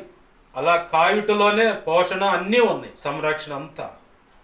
ఇది రెండవ పరిచర్య. మూడవది, నీ పెంపకంలో కానీ ప్రభు చిత్తంలో పిలిచిన వారు నిన్ను వెంబడించమన్న వారి విషయంలో కానీ వారిని మేపటం, కాయటం, శ్రేష్టమైన వాక్యాలు అందించి ప్రయోజకరమైన శిష్యులైన సేవక గణాన్ని సిద్ధపరచటం. నీకు ఇప్పుడు కనపడకపోవచ్చు, ఫ్యూచర్లో ఖచ్చితంగా కనపడుతుంది. నా ప్రభు నాతో మాట్లాడినప్పుడు 2015లో మాట్లాడిన, నువ్వు సార్వత్రిక సంఘ సంస్కరణ పనికి నియమింపబడ్డావురా అని. అప్పుడు అర్థం కాల. అదే మూలవాక్యాన్ని ఎత్తుకొని 8 సంవత్సరాల తర్వాత నన్ను అభిషేకించిన దైవజనుడు వర్తమానం చేస్తే అప్పుడు అర్థమైంది. అమ్మా యెరూషలేము ఏది 2 దినవృత్తాంతాల గ్రంథము చివరి అధ్యాయము చివరి 2 వచనాలు కింద నుంచి పైకి చూడు, అక్కడ కనపడుతుంది. కోరేషు ఆజ్ఞాపించున్నదేమనగా, ఆకాశమందలి దేవుని యొక్క దేవాలయము ఆ యెరూషలేము పట్టణము కూలిపోయి పాడైపోయింది కాబట్టి దాన్ని కట్టబోనుకొని వారు ఎవరైతే ఉన్నారో వాని దేవుడు తోడై ఉండును గాక, కదిలి వెళ్ళండి అనే మాట ఉంటుంది అక్కడ. అదే చిలకలూరిపేటలో ఆ చెరువు కట్ట మీద వాళ్ళ చెరువులో దిగి ఏకాంతంగా నేను కూర్చొని ప్రభు నాతో మాట్లాడినట్టు తీసింది. 2015లో నాతో మాట్లాడితే అది అర్థం కాల. ఏంటిది అనుకుంటా ఉన్నాను. అర్థం చేయడానికి సమర్థులు ఎవరు నాకు కనపడలా. అడిగినా కానీ ఎవరు నాకు చెప్పలా. చివరికి 8 సంవత్సరాల తర్వాత దేవుడు నాతో మాట్లాడాడు. దీని అర్థం ఇది అబ్బాయి, సంస్కరణ పని, పాడైపోయిన బోధ సరిచేయబడటం, బాగు చేయటమే నీ పని అని. ఆనాడు ప్రభు మాట్లాడిన ఆ విషయం ఆనాడు అర్థం కాల. ఈ లోపల 8 సంవత్సరాల్లో నన్ను ట్యూన్ చేసుకున్నాడు. ఆ పనికి ట్యూన్ చేసుకున్నాడు కాబట్టి ఎక్కడైనా తప్పుంటే కరాఖండిగా కత్తి పెట్టి నరికినట్టే మాట్లాడుతాం. బోధ విషయంలో కానీ సేవా పద్ధతులు, సేవకుడు పద్ధతులైనా సరే అలా ఉండకూడదు, ఇలా ఉండాలని చెప్తాను. ప్రారంభంలో నాకు అది తెలియలా. 8 సంవత్సరాల తర్వాత అర్థమైంది. ఇప్పుడు పూర్తిగా అదే పనిలో ఉన్నా. ఈరోజు చెప్పబడుచున్న మాటలు ఒకవేళ నీకు అర్థం కాకపోవచ్చు, కానీ విశ్వసించి నువ్వు స్వతంత్రించుకుంటే నా ప్రభు కృపలో ఫ్యూచర్లో అది నువ్వు చూస్తావు. దానికి తగ్గట్టుగానే నిన్ను కాలము, ఆ పరిస్థితులు, వ్యక్తులను, అన్ని విషయాలు వాడుకొని కావలసిన ప్రార్థనా జీవితంలోకి నడిపిస్తాడు, విజ్ఞాపన జీవితంలోకి నడిపిస్తాడు, వాక్యం ఆకలింపు చేస్తాడు, అర్థమయ్యేలాగా బోధిస్తాడు, అర్థవంతంగా అందరికి అర్థమయ్యేలాగా ఆయనే ఎలా చెప్పాడో నా ప్రభు అన్నాడు కదా యోహాను సువార్త 14:12 నా యందు విశ్వాసం ఉంచువాడు నాకంటే గొప్ప కార్యాలు చేస్తాడని. ఆయన కంటే గొప్పగా కూడా చెప్పేలా చేసి కన్న తండ్రి కన్న తల్లి తన బిడ్డ ప్రయోజకరమైన పాత్ర అయితే కొడుకైనా కూతురైనా ఎంత మురిసిపోతారో అంతగా నువ్వు మాట్లాడుతూ ఆయన పని చేస్తూ ఉంటే అంతగా యేసయ్య మురిసిపోతాడు. ఆమేన్, హల్లెలూయా.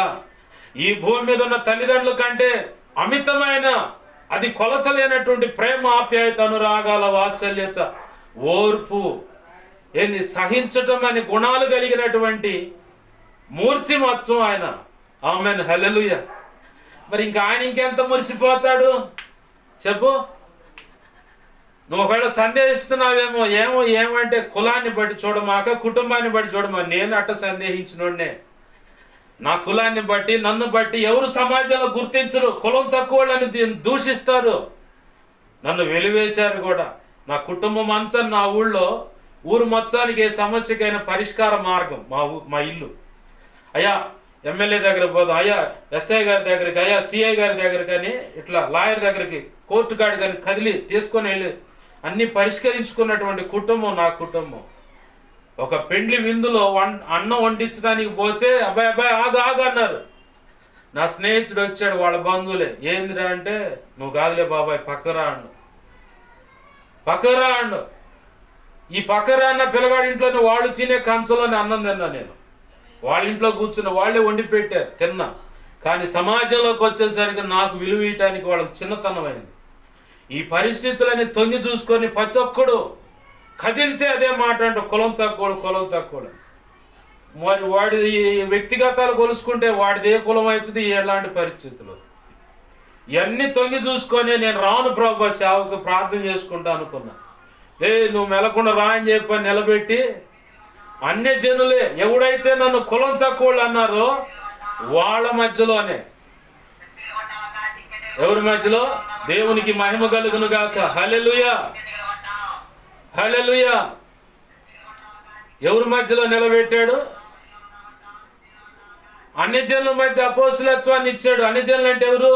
నన్ను ఎవడైతే తృణీకరించారో, పలానా కులం తక్కువ అని చెప్పి అన్నారో వాళ్ళ మీద చేతులు పెట్టి నిలబెట్టి ప్రార్థన చేయడానికి కృపనిచ్చాడు. ఆమేన్ హల్లెలూయా. ఇదే ఆహా నా ధన్యత, ఓహో నా భాగ్యము, ఏమని వివరించును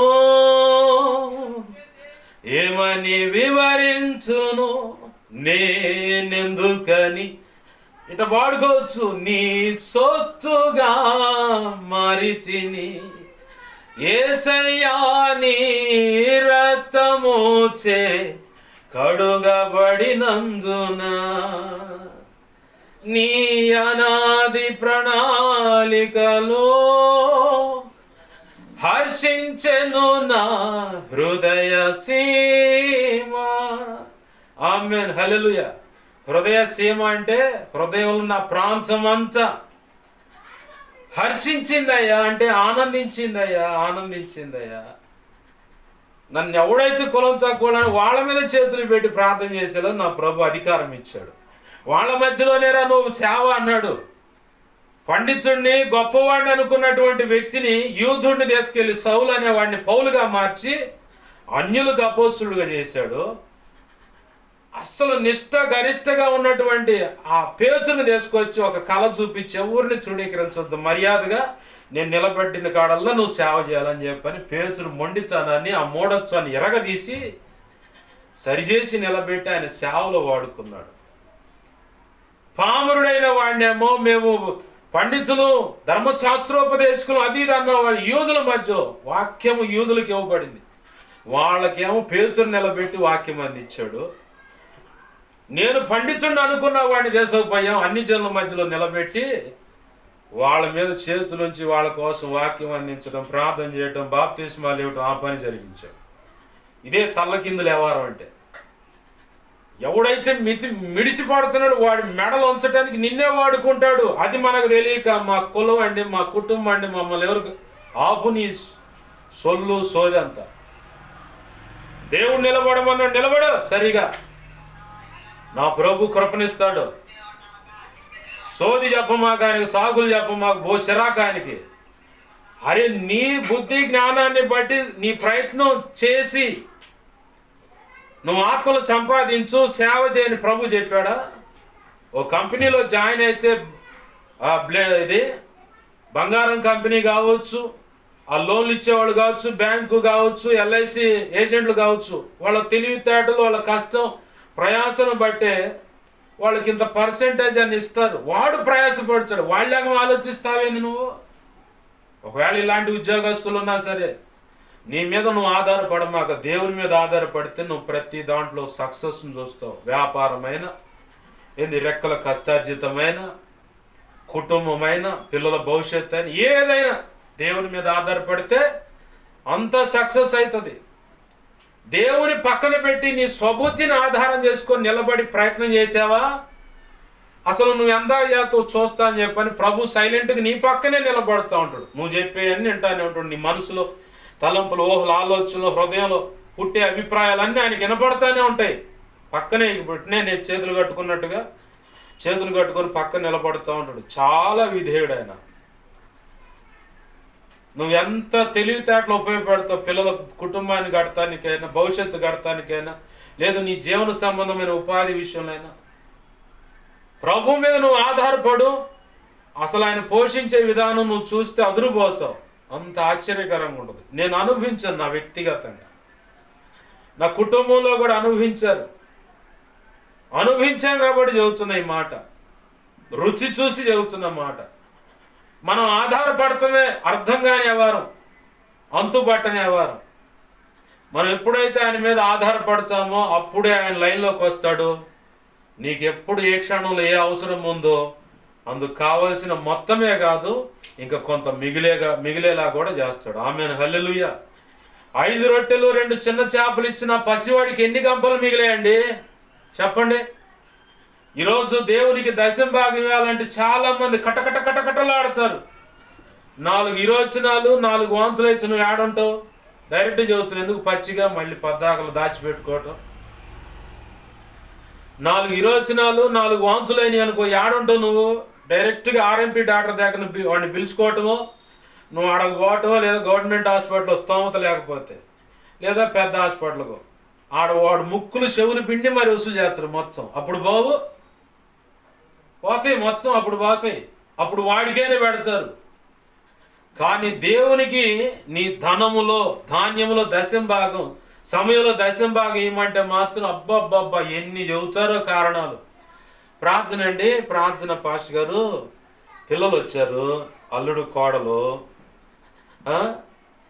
కూతురు వచ్చిందండి, మనం సంతానం, అంత ఇబ్బందిగా ఉంది, అందుకే చేయలేకపోతున్నాం, బాగా ఇబ్బందిగా ఉంది పాస్టర్ గారు, ఏమనుకోమాగండి.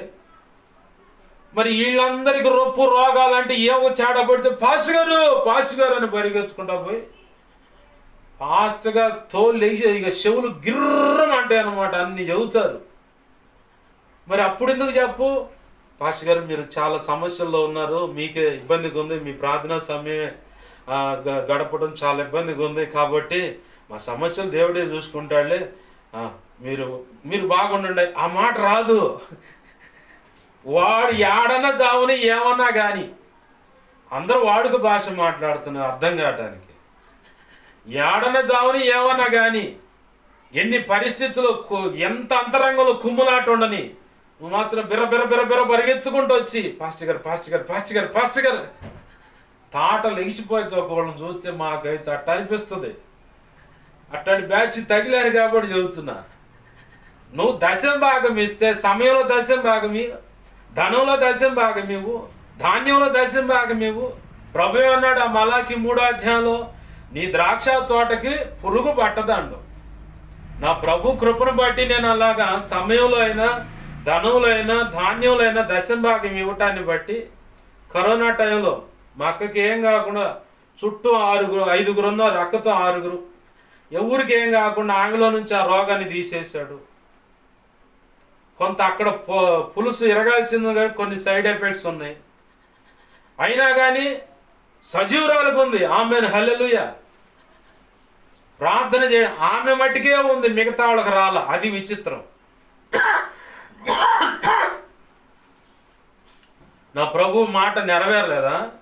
ద్రాక్ష తోటకు పురుగు పట్టనీయను అన్నాడు. ఆ మాట ఉండదు చూడండి. 11, 12 వచనాలు కింది భాగం చూస్తే ద్రాక్ష తోటకు నేను పురుగు పట్టనీయను అన్నాడు. మొదట మీరు ఆయనకెళ్ళి తిరగండి, ఆయన మీకెళ్ళి తిరుగుతాడు. దశం భాగం సమయం ఇవ్వండి. 3 గంటలు దేవుని సన్నిధిలో, ఉదయము మధ్యాహ్నం సాయంత్రం 3 గంటలు గడపండి. వాక్యం కూడా చదవండి, వినండి. ధాన్యంలో దశం భాగం, ధనంలో దశం భాగం. నా ప్రభు నీకు ఏదైనా తెగులు వస్తే అప్పుడు అడుగు.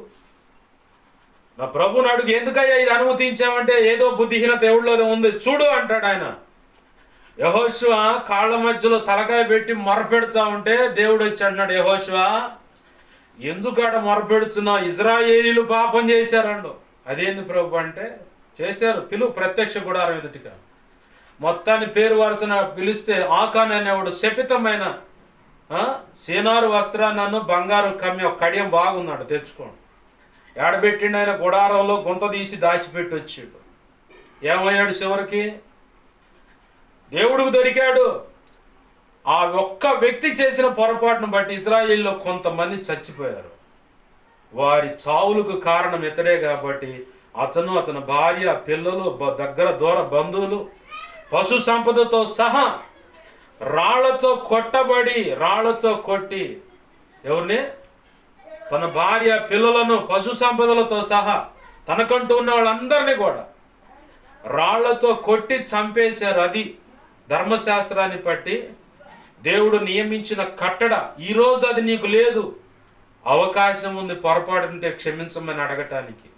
ఎంత రక్షణ పొంది ఎంత ఘోరమైన పాపంలైన బ్రతుకు, ఎంత నీచమైన బలహీనత చేత నువ్వు వెరిపించబడుచు పీడించబడుచున్నా, నీచమైన బ్రతుకు రక్షణ పొందిన వారి మధ్య, నీ స్వజనుల మధ్య, సంఘం ఎదుటే బ్రతికినా ఇక ఏ ముఖం పెట్టుకొని సంఘం ఎదుటికి వస్తానని నువ్వు ఆలోచన చేసి ఆగిపోమాక. అది అపవాది తెచ్చే ఆలోచన. తప్పిపోయిన కుమారుడు అనుకున్నాడు, నా తండ్రి దగ్గర పనివాడిగానే ఉంటాను నేను అనుకొని వస్తా ఉంటే ప్రభు చూసి ఆ కుమారుడే నడుచుకుంటూ వస్తున్నాడు, తండ్రి పరిగెత్తుతున్నాడు. ఆమేన్, హల్లెలూయా.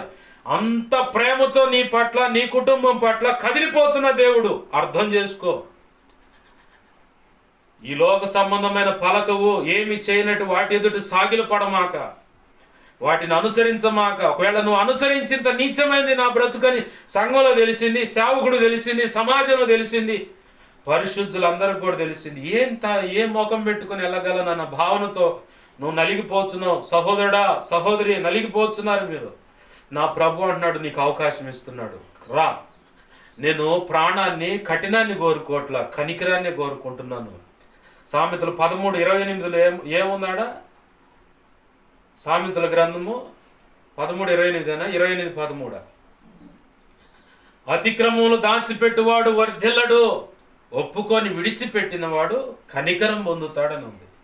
యాకోబు పత్రికలో కనికరం గురించి ఏం రాశాడు? తీర్పు కంటే కనికరం అతిశయించి అతిశయంటే గర్వంగా నేను కనికరం చేత విడిపించబడ్డాను, నా ప్రభు కృపనిచ్చాడు, నన్ను ఆ తీర్పులోకి తెస్తానంటే నా ప్రభు కనికరం నాకుంది అని ధైర్యంగా చెప్పగలవు. లేదు, నీ అపవాదిగాడు వేసినటువంటి ఆ ఉచ్చులో నీ సొంత నిర్ణయాలతో అట్న వెళ్ళిపోయావా? చివరికి నీకు మిగిలేది రక్షణ పొందిన నరకమే. అర్థం చేసుకో, దేవుని పాదాలు పట్టుకో.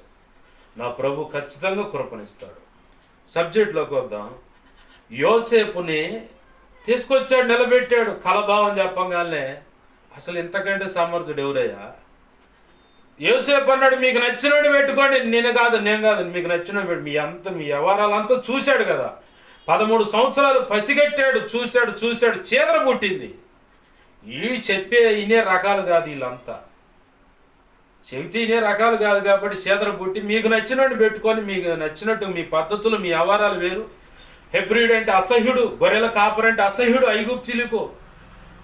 యోసేపు చెప్పాడు తన తండ్రికను అన్నలకు చెప్పాడు, బంధువులందరికీ, అమ్మా నాన్న, గొర్రె కాపర్లు అంటే ఈ ఐగుప్తులకు అసహ్యం కాబట్టి పలానా ప్రాంతం పచ్చగుంది, మీరు ఆడ ఉండండి, మీరు ఆడ ఉంటానని కూడా అడగండి, నేను పోయి మిమ్మల్ని ఆడ పరిచయం చేస్తాను అన్నాడు. పోగానే రాజు యోసేపును బట్టి, యోసేపు ముందుగానే చెప్పిన ఆ ప్రాంతాన్ని చదువుతున్నాడు రాజు కూడా. ఆమేన్, హల్లెలూయా. నువ్వు దేవునితో కనెక్ట్ అయితే, దేవుడు చెప్పినట్టు అడుగులు వేస్తుంటే, నీ మనస్సులో ఏదైతే నిశ్చయించుకున్నావో, ఏదైతే కావాలనుకున్నావో అది నా ప్రభు ఖచ్చితంగా నీకు పెడతాడు, నీకు ఇస్తాడు. నేను అప్పుడప్పుడు బజార్కి వెళ్తూ ఉంటాను. ఆ ఆట మాంసం అవన్నీ చూస్తా, 100 రూపాయల సంఖ్య చూస్తా, మన బ్రతుకులు ఏమో నెరవేర్చదు ఏమో అనుకుంటా ఉండేవాడు నేను. అలా అనుకున్నప్పుడల్లా ఎక్కడో చాడ తీసుకెళ్ళి అదే మాంసంతో ఆహారం పెట్టేవాడు దేవుడు. సింపుల్గా విశ్వాసాన్ని బలపరచడానికి దేవుడు చేస్తున్న కార్యాలను చెప్తున్నా. నేను అడగలేదు, నా మనసులో ఈ సంగతి ఉన్నదన్న సంగతి వాళ్ళకి తెలియదు. నిజమండి, మొన్న 15వ తారీఖు పండగ పూట ఓ ఫ్యామిలీ కౌన్సిలింగ్ పోతే ఆ పండగ పూట వాడు చేసుకొని తెచ్చి ముందు కౌన్సిలింగ్ ప్రేయర్ అంతా అయిపోయింది, ఆహారం పెట్టారు. గుంటూరు వెళ్ళి వచ్చాను, ఆహారం పెట్టారు, చూస్తే అది ఏట మాంసం పలావ్ పెట్టారు. నేను రోడ్డు మీద చూసుకుంటా పోతాను, నా బతికేనా 800 పెట్టి కొంటామని. మరి ఆడ పెట్టాడు దేవుడు తన అనుకూల సమయంలో నిర్ణయకాలంగా. నీవైనా సరే, ఒక విశ్వాసమైనా, పరిచారక, సంఘ పెద్ద, ఎవరైనా సరే, నువ్వు అడిగితే ఖచ్చితంగా నా ప్రభు పెడతాడు. నువ్వు విశ్వసించాలి, ఆయన పూర్తిగా నమ్ముకొని ఆనుకోవాలి, అప్పుడే నా ప్రభు కృపణిస్తాడు. ప్రభునందు ప్రియమైన దేవుని పిల్లలు గమనించండి. యోసేపు ముందుగానే తన తండ్రి చెప్పాడు కదా, అక్కడ పలానా చోట మన అందరికి అనుకూలంగా ఉంటుంది, పశు సంపద కూడా తిండి ఉంది, అంటే మేత ఉంది, మీరు ఉండడానికి కూడా చక్కగా ఉంటుంది, పచ్చిగా ఉంది అని చెప్పంటే, సరేనయ్యా అని చెప్పని యోసేపుతో పాటు వస్తే మా నాన్న ఇల్లు అని చెప్పంటే, పలానా చోట పచ్చిగా ఉంది కదా. యోసేపు పద్ధతులు, యోసేపు నడుచుకునే విధానాలు అన్నీ గమనించాడు ఐగుప్తు రాజు. గమనించి యోసేపును బట్టి తన తండ్రికి కూడా ఆశ్రయాన్ని కల్పించాడు. ఆమేన్, హల్లెలూయా.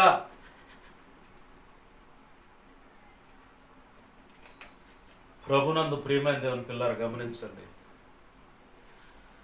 ఫరో దీవించబడ్డాడంటే యోసేపును బట్టే. నువ్వు బాగా గుర్తుపెట్టుకో, నువ్వు అద్దెకి వెళ్ళినా సరే, ఒక విశ్వాసిగా, పరిచయం, సంఘ పెద్దగా, సేవకుడు అయినా సరే, అద్దెకి వెళ్ళావంటే ఆ ప్రాంతము, ఆ ఇంటి యజమానుడు వారికి కలిగిన సమస్తము కోసం నువ్వు ప్రార్థించాల.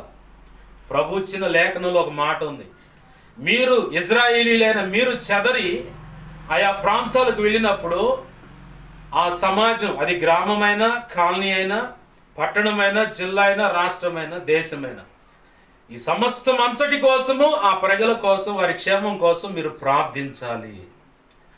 ఎందుకంటే ఒకప్పుడు ఐగుప్తులో మీరు బానిసత్వ బ్రతుకులు బ్రతికారు, ఆ చెర నుంచి మిమ్మల్ని విడిపించాను, కృతజ్ఞత గలవారై మీరు కూడా ఇతరుల కోసం, అక్కడ మీరున్నా కాడ వారి క్షేమం కోసం ప్రార్థించాలి.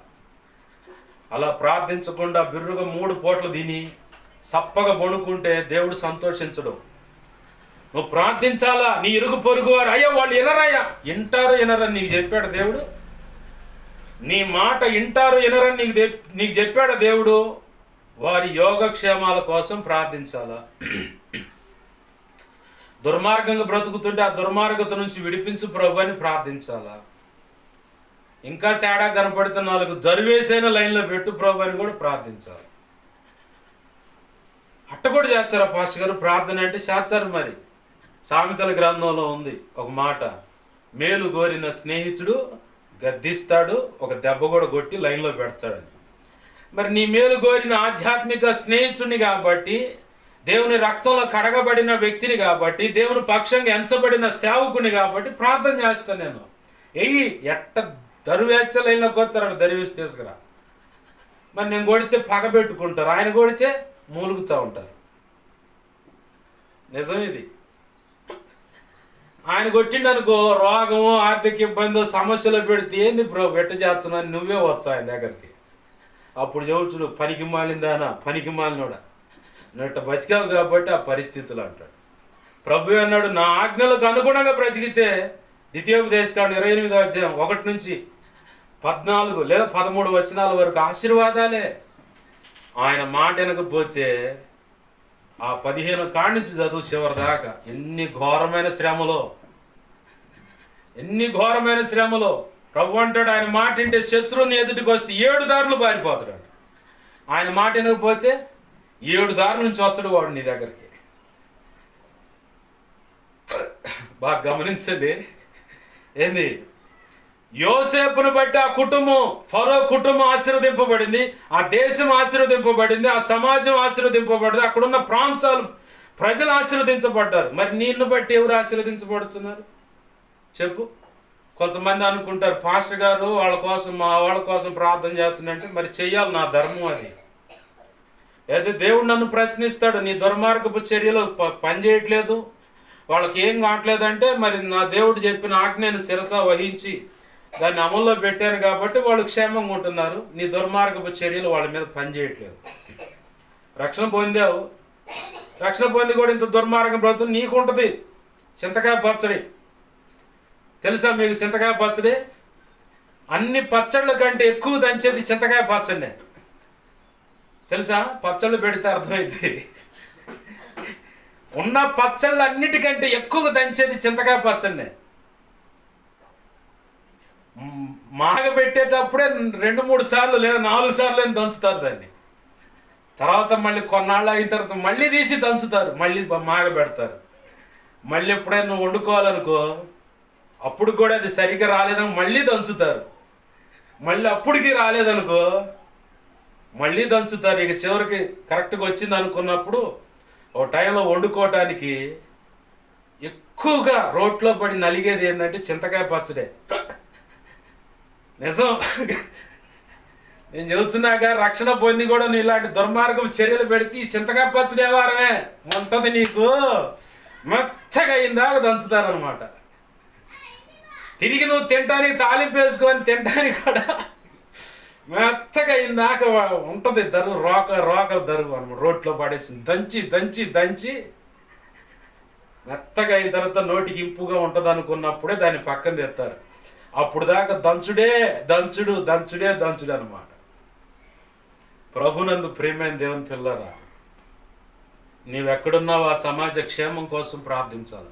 వారు నిన్ను గౌరవించకపోని, గజమాలేని, పూలదండలేని, బుకేలేని, శాలువా కప్పకపోని, వ్యతిరేకతోని నిన్ను పగబెట్టుకొని ఏమన్నా చేసినా సరే వాళ్ళ క్షేమం కోసం నువ్వు ప్రార్థన చేయాలి.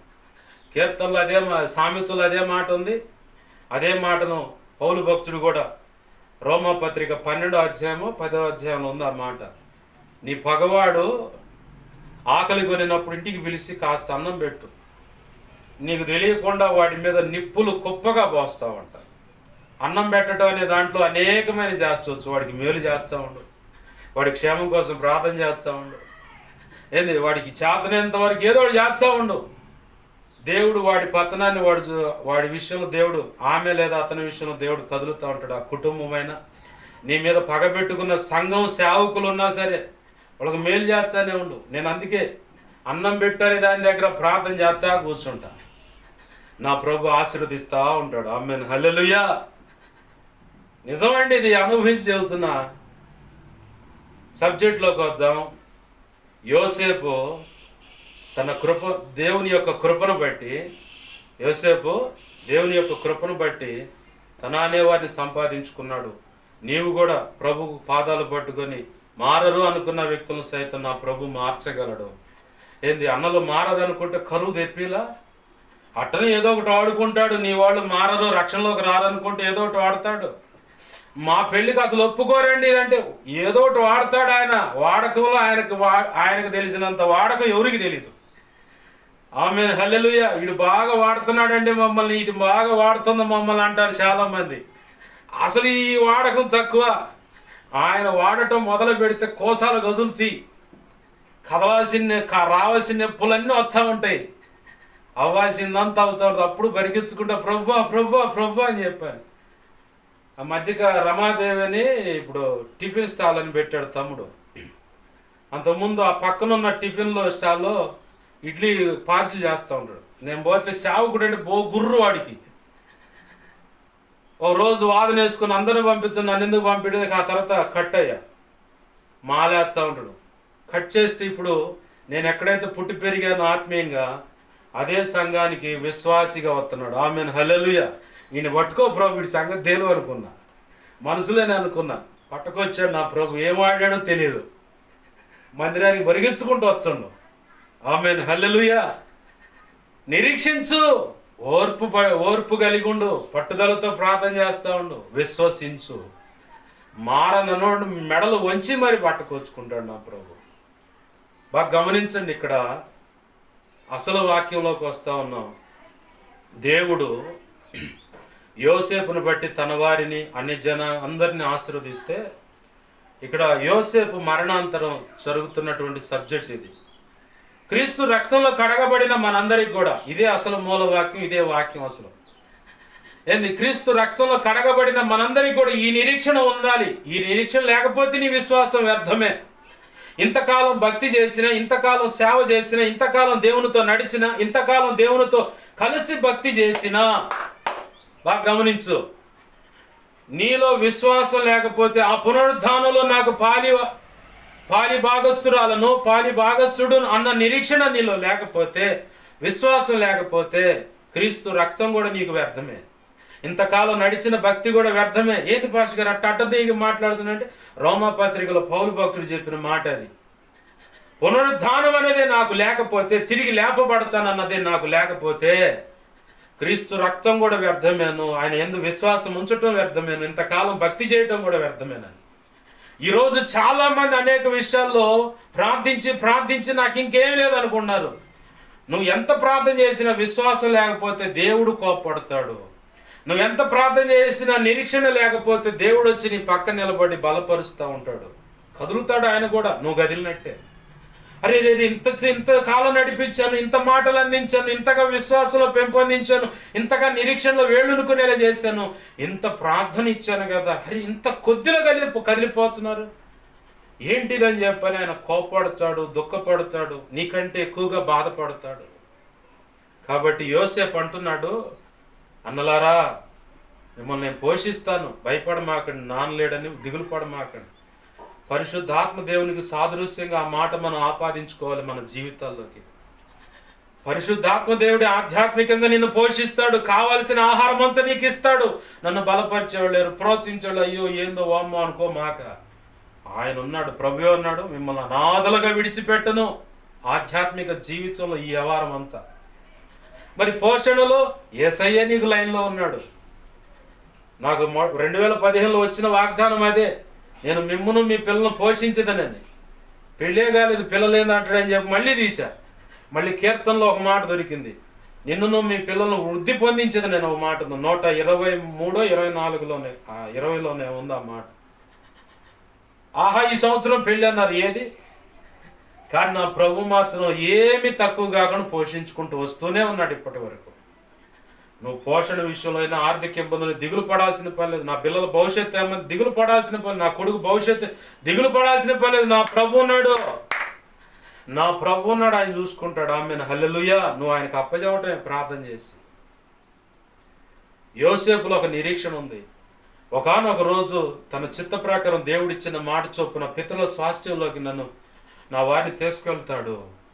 ఆ పితరుల స్వాస్థ్యమే పరలోకం.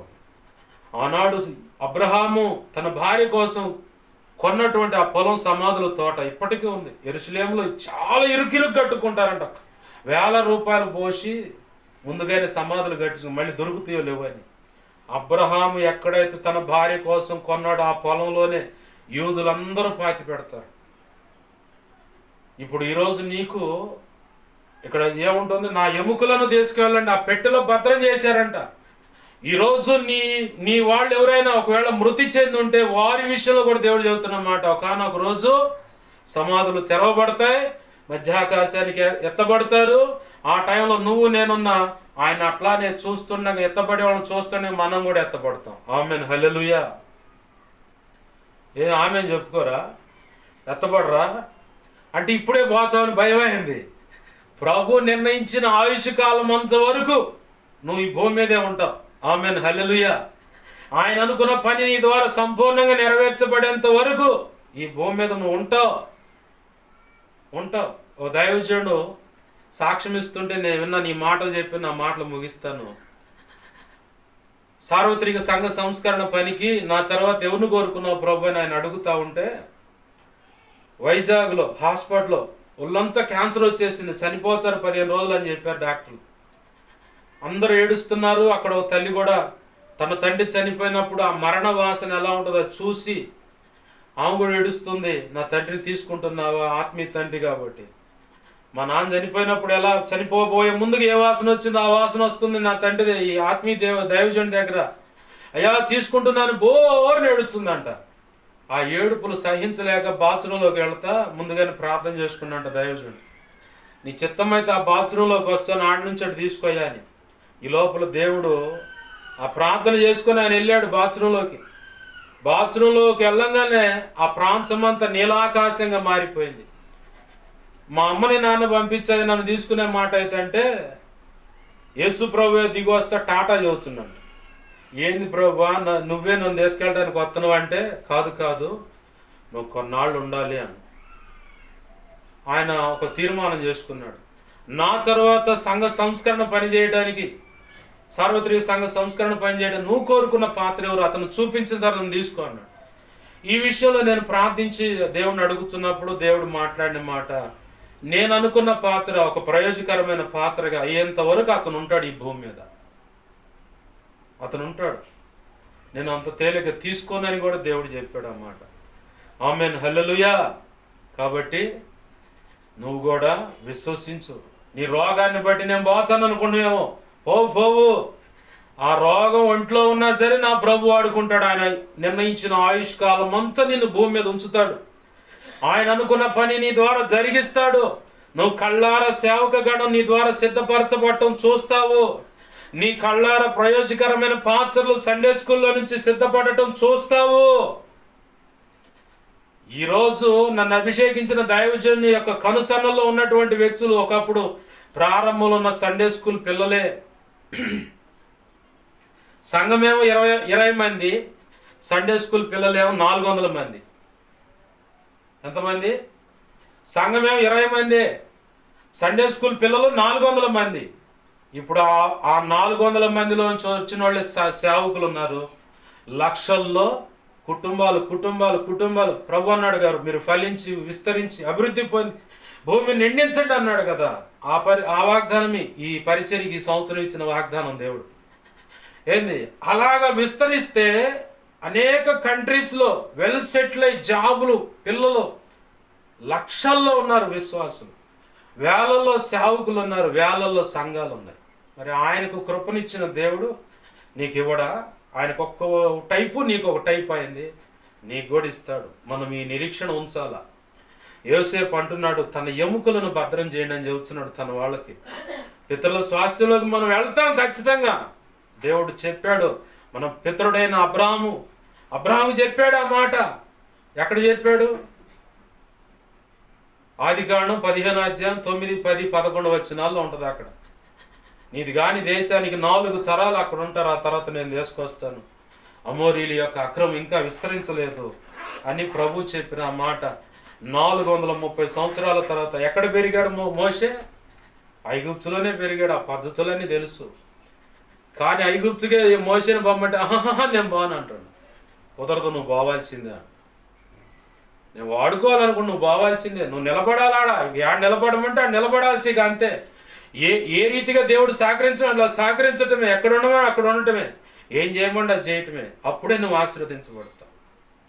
యోసేపు అంటున్నాడు, తన అన్నలతో చెప్పగానే తన మృతి పొందిన తర్వాత ఆ ఎముకలను సుగంధ ద్రవ్యాలతో భద్రం చేశారు.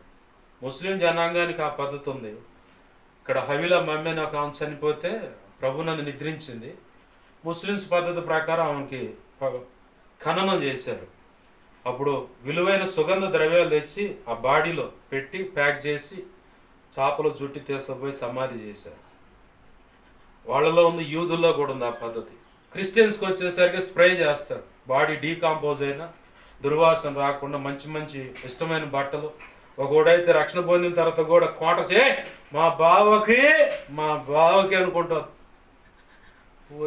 ఊరి ఏం వచ్చింది అనుకుంటా నేనైతే. అవి బాప్తిజం పోయిన వాడు తాగుండా, వాడు సామాన్యుడు కాదు, వదిలే అని చెప్పని.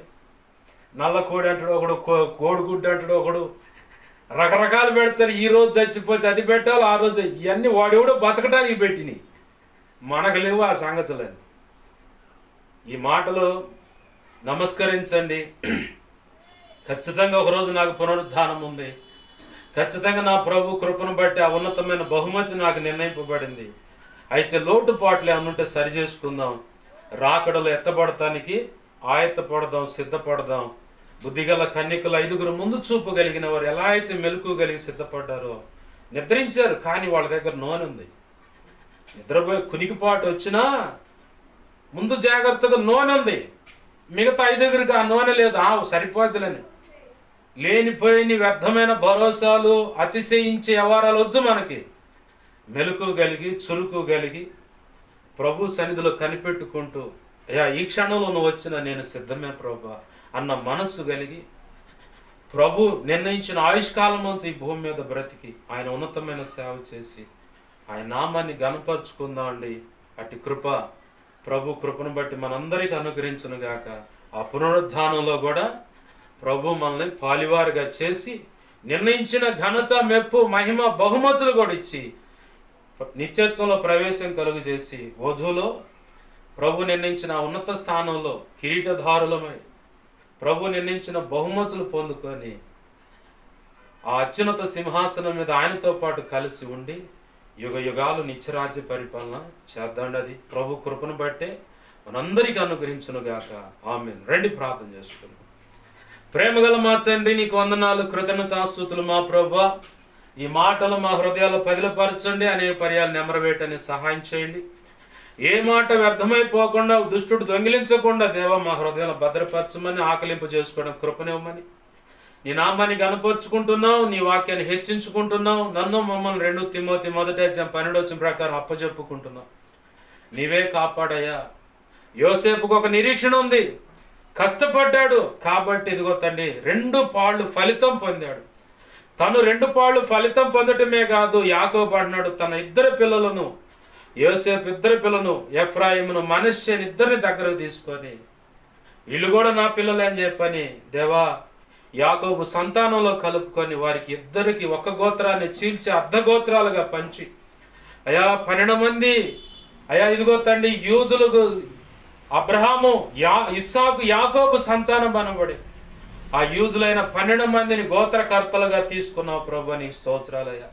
నూతన యెరూషలేం పట్టణానికి వారే అయా గుమ్మాలుగా ఉన్నారు ప్రభు, ప్రవేశించడానికి మా పూర్వీకులే ఆధారంగా ఉన్నారు అయ్యా. ఇదిగో ఈ భూమి మీద 11 మంది ఉన్నారు అపోస్తులు, కానీ చీటీ వేయగా మత్తయి అనే వారి మీద చీటీ పడ్డది కాబట్టి 12 మంది ఫుల్ఫిల్ అయ్యారు. వారు ఆ యూదులు గుమ్మాలు నిలబెట్టాలంటే అపోస్తులు పునాదులుగా ఉంటేనే ఆ గుమ్మాలు నిలబడతాయి. మిగతా అన్ని రాళ్ళు పేర్చటం అని ఏ అమెరికా అయినా అయా అపోస్తులను బట్టి మిగతాదంతా సెట్ అయ్యేలాగా హెచ్చు అనుకున్న వాడిని ఆ గర్వాన్ని అణచటానికే యూదులకు ఆ గుమ్మం నిలబడాలంటే 12 మంది అపోస్తుల ఆధారం.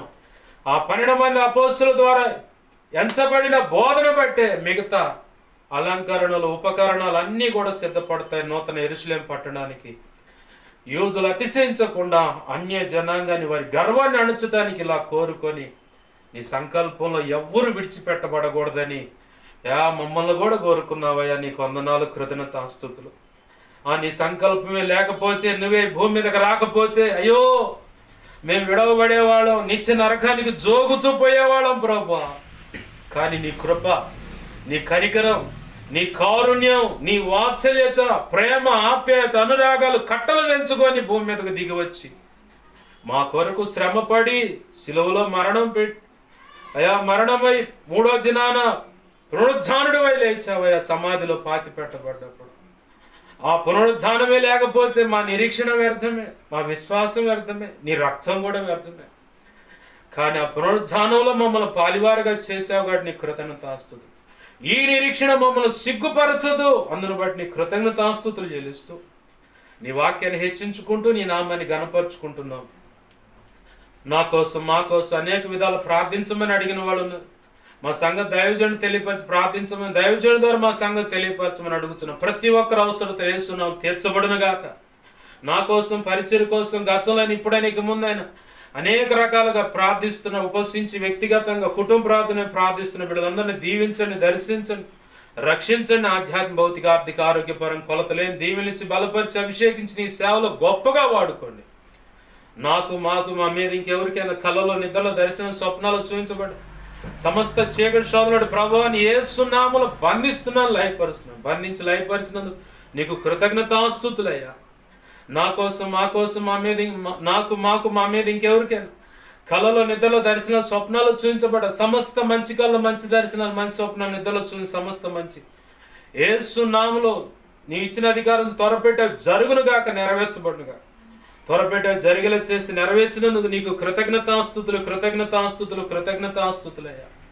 నీ కార్యములు జరిగించి నీ చిత్తం నెరవేర్చిన మాత్రం మహిమ పొందమని సాయంకాలం వేళ జరిగే ఆదివారం 2వ ఆరాధన జయకరంగా జరిగించండి. ఈ వారంలో సంఘ క్రమాలన్నీ నీకు నచ్చినట్టుగా దీవెనకరంగా జరిగించండి. వాక్యం ద్వారా అనేకులు ఆశీర్వదింపండి. ప్రతి ఒక్కరు విన్నట్లు సహాయం చేయండి. యేసు నామములో ప్రార్థించి సమస్తం పొందుకొని నీ కృపా హస్తాలకే నన్ను మమ్మల్ని అప్పజెప్పుకుంటూ నీకే వందనాలు, కృతజ్ఞతాస్తుతులు చెల్లిస్తూ యేసు నామములోనే ప్రార్థించి సమస్తం పొందుకొని నేను మహింపరచుకుంటూ నీ చేతులకు నన్ను మమ్మల్ని 2 తిమోతి 1:12 అప్పజెప్పుకున్నాం మా తండ్రి. ఆమేన్. ఇప్పుడు మన తండ్రి అయిన దేవుని ప్రేమయు, ఆయన ప్రియకుమారుడైన యేసుక్రీస్తు వారి కృపయు, పరిశుద్ధాత్మ దేవుని అన్యోన్య సహాయ సహవాసము సమకూడిన ప్రార్థనలు ఏకీపిస్తున్నా, ఇక ముందు ఏకీపిస్తున్నా, అలాగే సార్వత్రిక సంఘంలో ఉన్న సకల పరిశుద్ధులకు, ప్రభు ప్రేమించి ఇచ్చిన ఈ పరిచర్య ద్వారా ప్రారంభించబడ్డ సంఘాలకు, ప్రోత్సహిస్తున్న సంఘాలకు, ప్రభు చిత్తంలో వెంబడిస్తున్న దైవజనులు, సంఘ పెద్దలు, పరిచయ విశ్వాసులకు, సోషల్ మీడియా ద్వారా వాక్యాలు విని బలపడుతున్న వారికి, సంఘ బిడ్డల కుటుంబ సభ్యులు, ప్రాంత ప్రజలకు, సేవా సంఘాలకు సమస్తానికి నిత్యత్వము చేరు పర్యంతరం సదాకాలము తోడేండి నడిపించి ఆ పునరుద్ధానంలో పాలివారిగా చేసి ప్రభు అనుకున్నది జరిగించి ఆయన మాత్రం మహిమ పొందునుగాక. ఆమేన్. యేసు రక్తము నాకేచే, ప్రవేశ రక్తము నాకేచే, ప్రవేశనాను సంపూర్ణమైన విజయం కలుగునుగాక. ఆమేన్. అపవాది వాడి దోతలు, చీకటి, అంధకార శక్తులు, క్రియలు ఎంత ప్రమాదం ఏవైనా సరే వాటి అన్నిటికీ అనంతనాశ, సర్వనాశ, నిత్యనాశనం కలుగునుగాక. వాటి విషయంలో వారి విషయంలో యుద్ధం యెహోవాదే. ఆమేన్. హల్లెలూయా, హల్లెలూయా, హల్లెలూయా. అందరికి వందనాలు. ప్రభు యొక్క మహా ఉచిత కృప మనందరికీ తోడైండి నడిపించునుగాక. ఆమేన్, ఆమేన్.